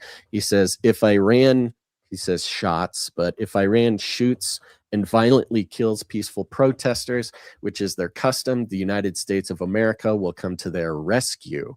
We are locked and loaded and ready to go. Thank you for your attention to this matter, President Donald J. Trump. So I think it's quite clear we're going to see, hopefully, a clean Black Ops Maduro style operation to take out the Operation. leaders of Iran. Yeah. Because it seems the people are there. The CIA is obviously on the ground. I'm sure Mossad's involved as well. They're just cranking it out. They're trying to crank it all out in the first 10 days of 2026 here. I have no doubt. If I was a betting man, I'd go into Polymarket and say, you know, something's going to happen in Iran in the next, man, if it's the next 7 days, I think somebody is really lagging. I could see this happening in the next 2 days, the way things are going. Basil, I didn't realize the clock. I'm a little short on time, but I saw you added a couple different things here. If we can quickly get through that. Yeah. Let's just, I mean, these are just a couple updates to earlier stories. We have Trump tweeting at Raytheon. Says just on the topic of his earlier military industrial complex threats. Yes, I've been informed by the Department of War that defense contractor Raytheon has been the least responsive to the needs of the Department of War, the slowest in increasing their volume, and the most aggressive spending on their shareholders rather than the needs and demands of the United States military. Raytheon seems to think this is the Biden administration and this is business as usual. It's not. Either Raytheon steps up and starts investing in more upfront investments like plants and equipment, or they will no longer be doing business with the Department of War. Also, if Raytheon wants further business in the United States government, under no circumstances will they be allowed to do any additional stock buybacks where they have spent tens of billions of dollars until they are able to get their act together. Our country comes first, and they're going to have to learn that the hard way. You know, it's this interesting flexing of capitalist power towards, and I don't mean this in the way that the mainstream or the left would mean this, because they don't actually know what fascism means. But in the traditional definition of fascism, which is coordination between the government and corporations for, you know, for the needs of the country, you know, it's kind of it's sort of this capitalist version, this threatening into these sort of fascist principles. Now, on top of that, there was a White House tweet that says, I have determined, this is quoted from President Trump, I have determined that for the good of our country, especially in these very troubled and dangerous times, our military budget for the year 2027 should not be $1 trillion, but rather $1.5 trillion. So we've got a carrot and a stick, right? He'll say, I will spend $500 billion more. Listen to me, military industrial complex. I got $500 billion with your name on it. But then he shakes the stick and it's stop doing buybacks, stop doing all this, you know, make the stuff and you'll make more money. This sort of very interesting, you know, capitalist extortion. I like where it goes here. This will allow us to build the dream military that we have long been entitled to. And more importantly, that will keep us safe and secure regardless of foe. Dream military, huh? Is that's what we've been, I guess the super soldier has been in the works for a long time. We need the public facing infrastructure to catch up to the black ops and all the underground military technology we have. So this is a way to feels, it really feels like Trump, whether it's in the way people like or don't like, is giving like one last Hail Mary for a world ruled by the United States. Yeah. I think that's a good way to summarize it. And maybe this is his sort of, I don't know, farewell moment. I mean, he's getting old. You can kind of tell too when you're listening to him talk. He does sound way older. You go look at clips from 2016, and he's got a little bit more energy back then. But that's gonna happen when you're 80. Didn't we all? I know. That's the thing. And I look back, but I think this is his sort of gift to America, and he's doing the best he can here. And whether for good or worse or whatever, we'll see how it all plays out. Definitely a Hail Mary for sure. Definitely a Hail Mary. Yep. Depending on your time, I'm fine landing it there and saving this stuff for next time. I think, let's because I want to spend time on this story. We can maybe do it Monday. Just to mention the news, artificial intelligence begin prescribing medications in Utah. So on the piggyback of all the MAHA stuff, we have AI, a program in Utah, AI basically dishing out the medicine for people that doing are it all kinds of. You know what's so fun too? Amazon does telemedicine now. You can just chat to Amazon and get a prescription and get it delivered. It's great. Yeah, I know. I haven't done it. I recommend nobody do it, but it is fun to watch. Yeah. I have to get going, Basil. I don't know if you can finish the episode here with thanking some people. How long would it take to thank people, do you think? There's not a lot of producers. 5 minutes? And I don't need to pitch hard. Well, we can just do it real quick. All right, everybody.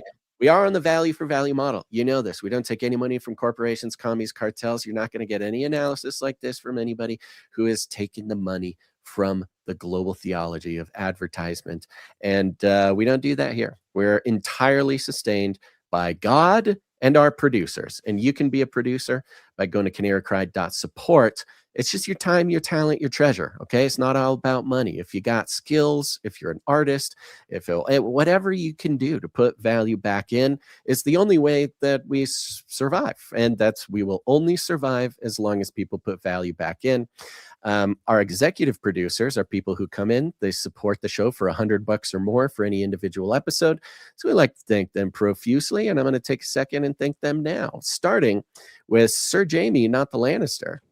Sir Jamie, thank you. Yeah, thank you, Sir Jamie. Came in twice in a week. That does put him on a 2-episode executive producer streak. Thank you, Sir Jamie.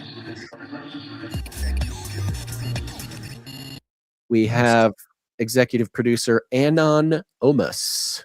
Anon Omus. Okay. Yeah, executive produces the show for a nice round number, which means we will not disclose it.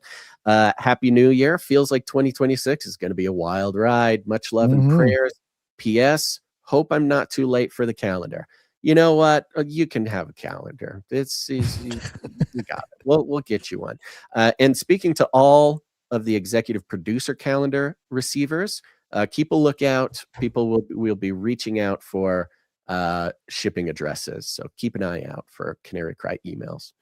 Of course, we've got executive producer Sir LX Protocol V2, Baron of the Brian Protocol. All right, Sir LX Protocol. Thank you. Oh, we got a jingle for you. Baron. It's on. Is coming in for $100.33. Illuminatus! 452 episode streak and 106 episode executive producer streak.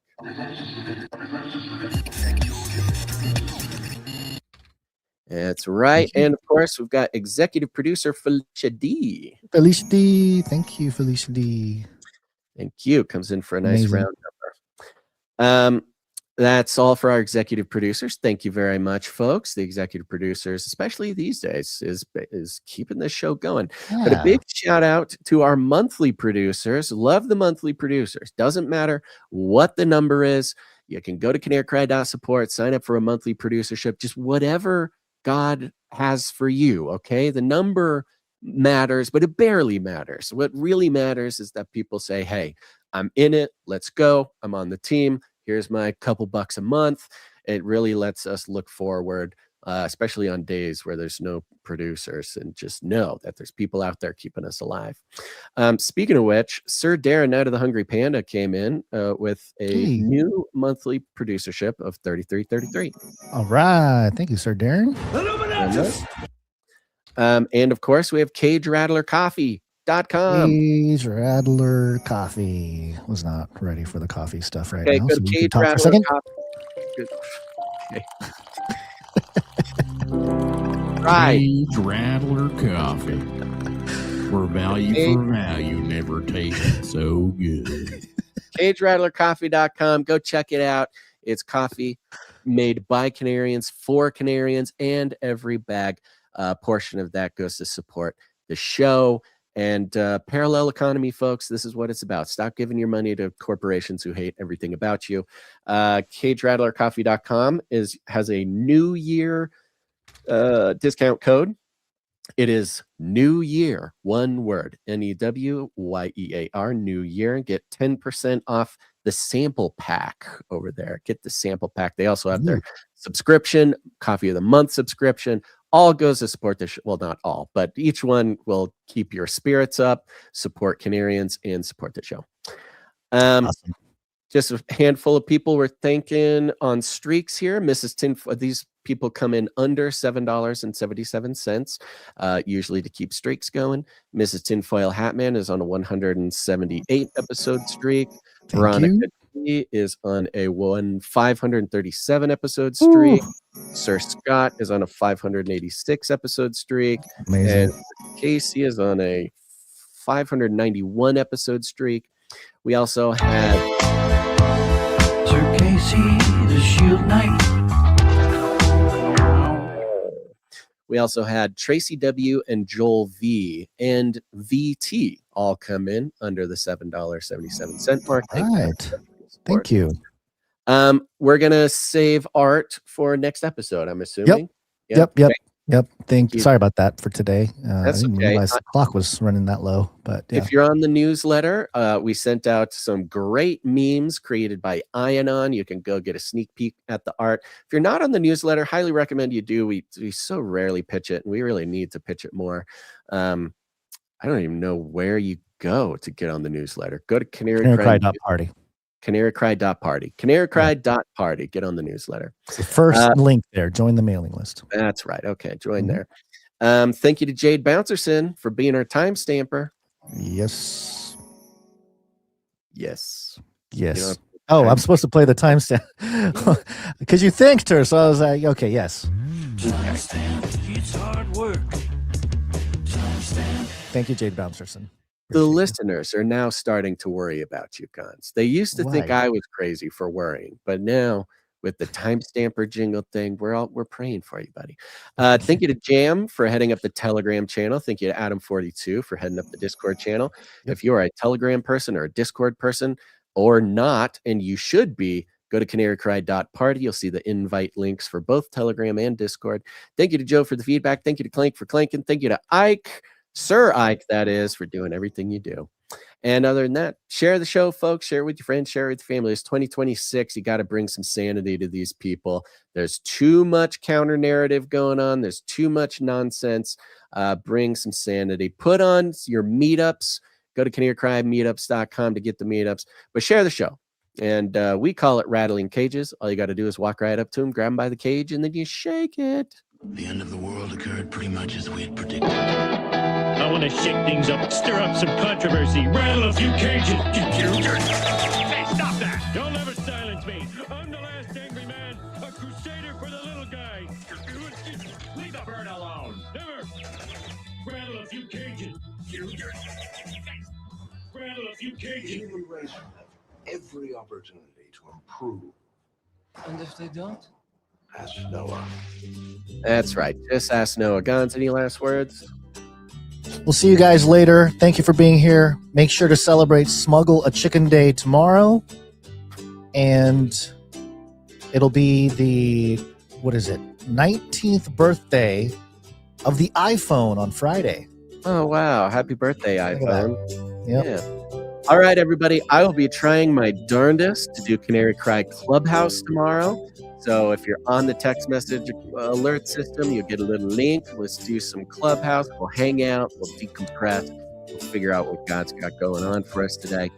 Other than that, thanks for listening to this episode of Canary Cry News Talk. Make sure to tune in next time. But until then, hang outside the cave.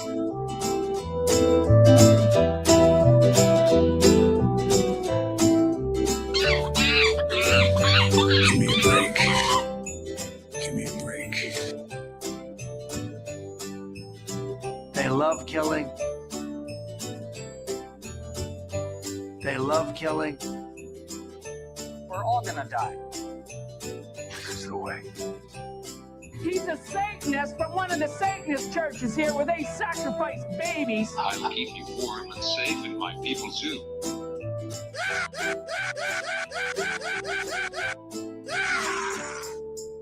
Remember, reality is an illusion. The universe is a hologram. Buy gold. Bye!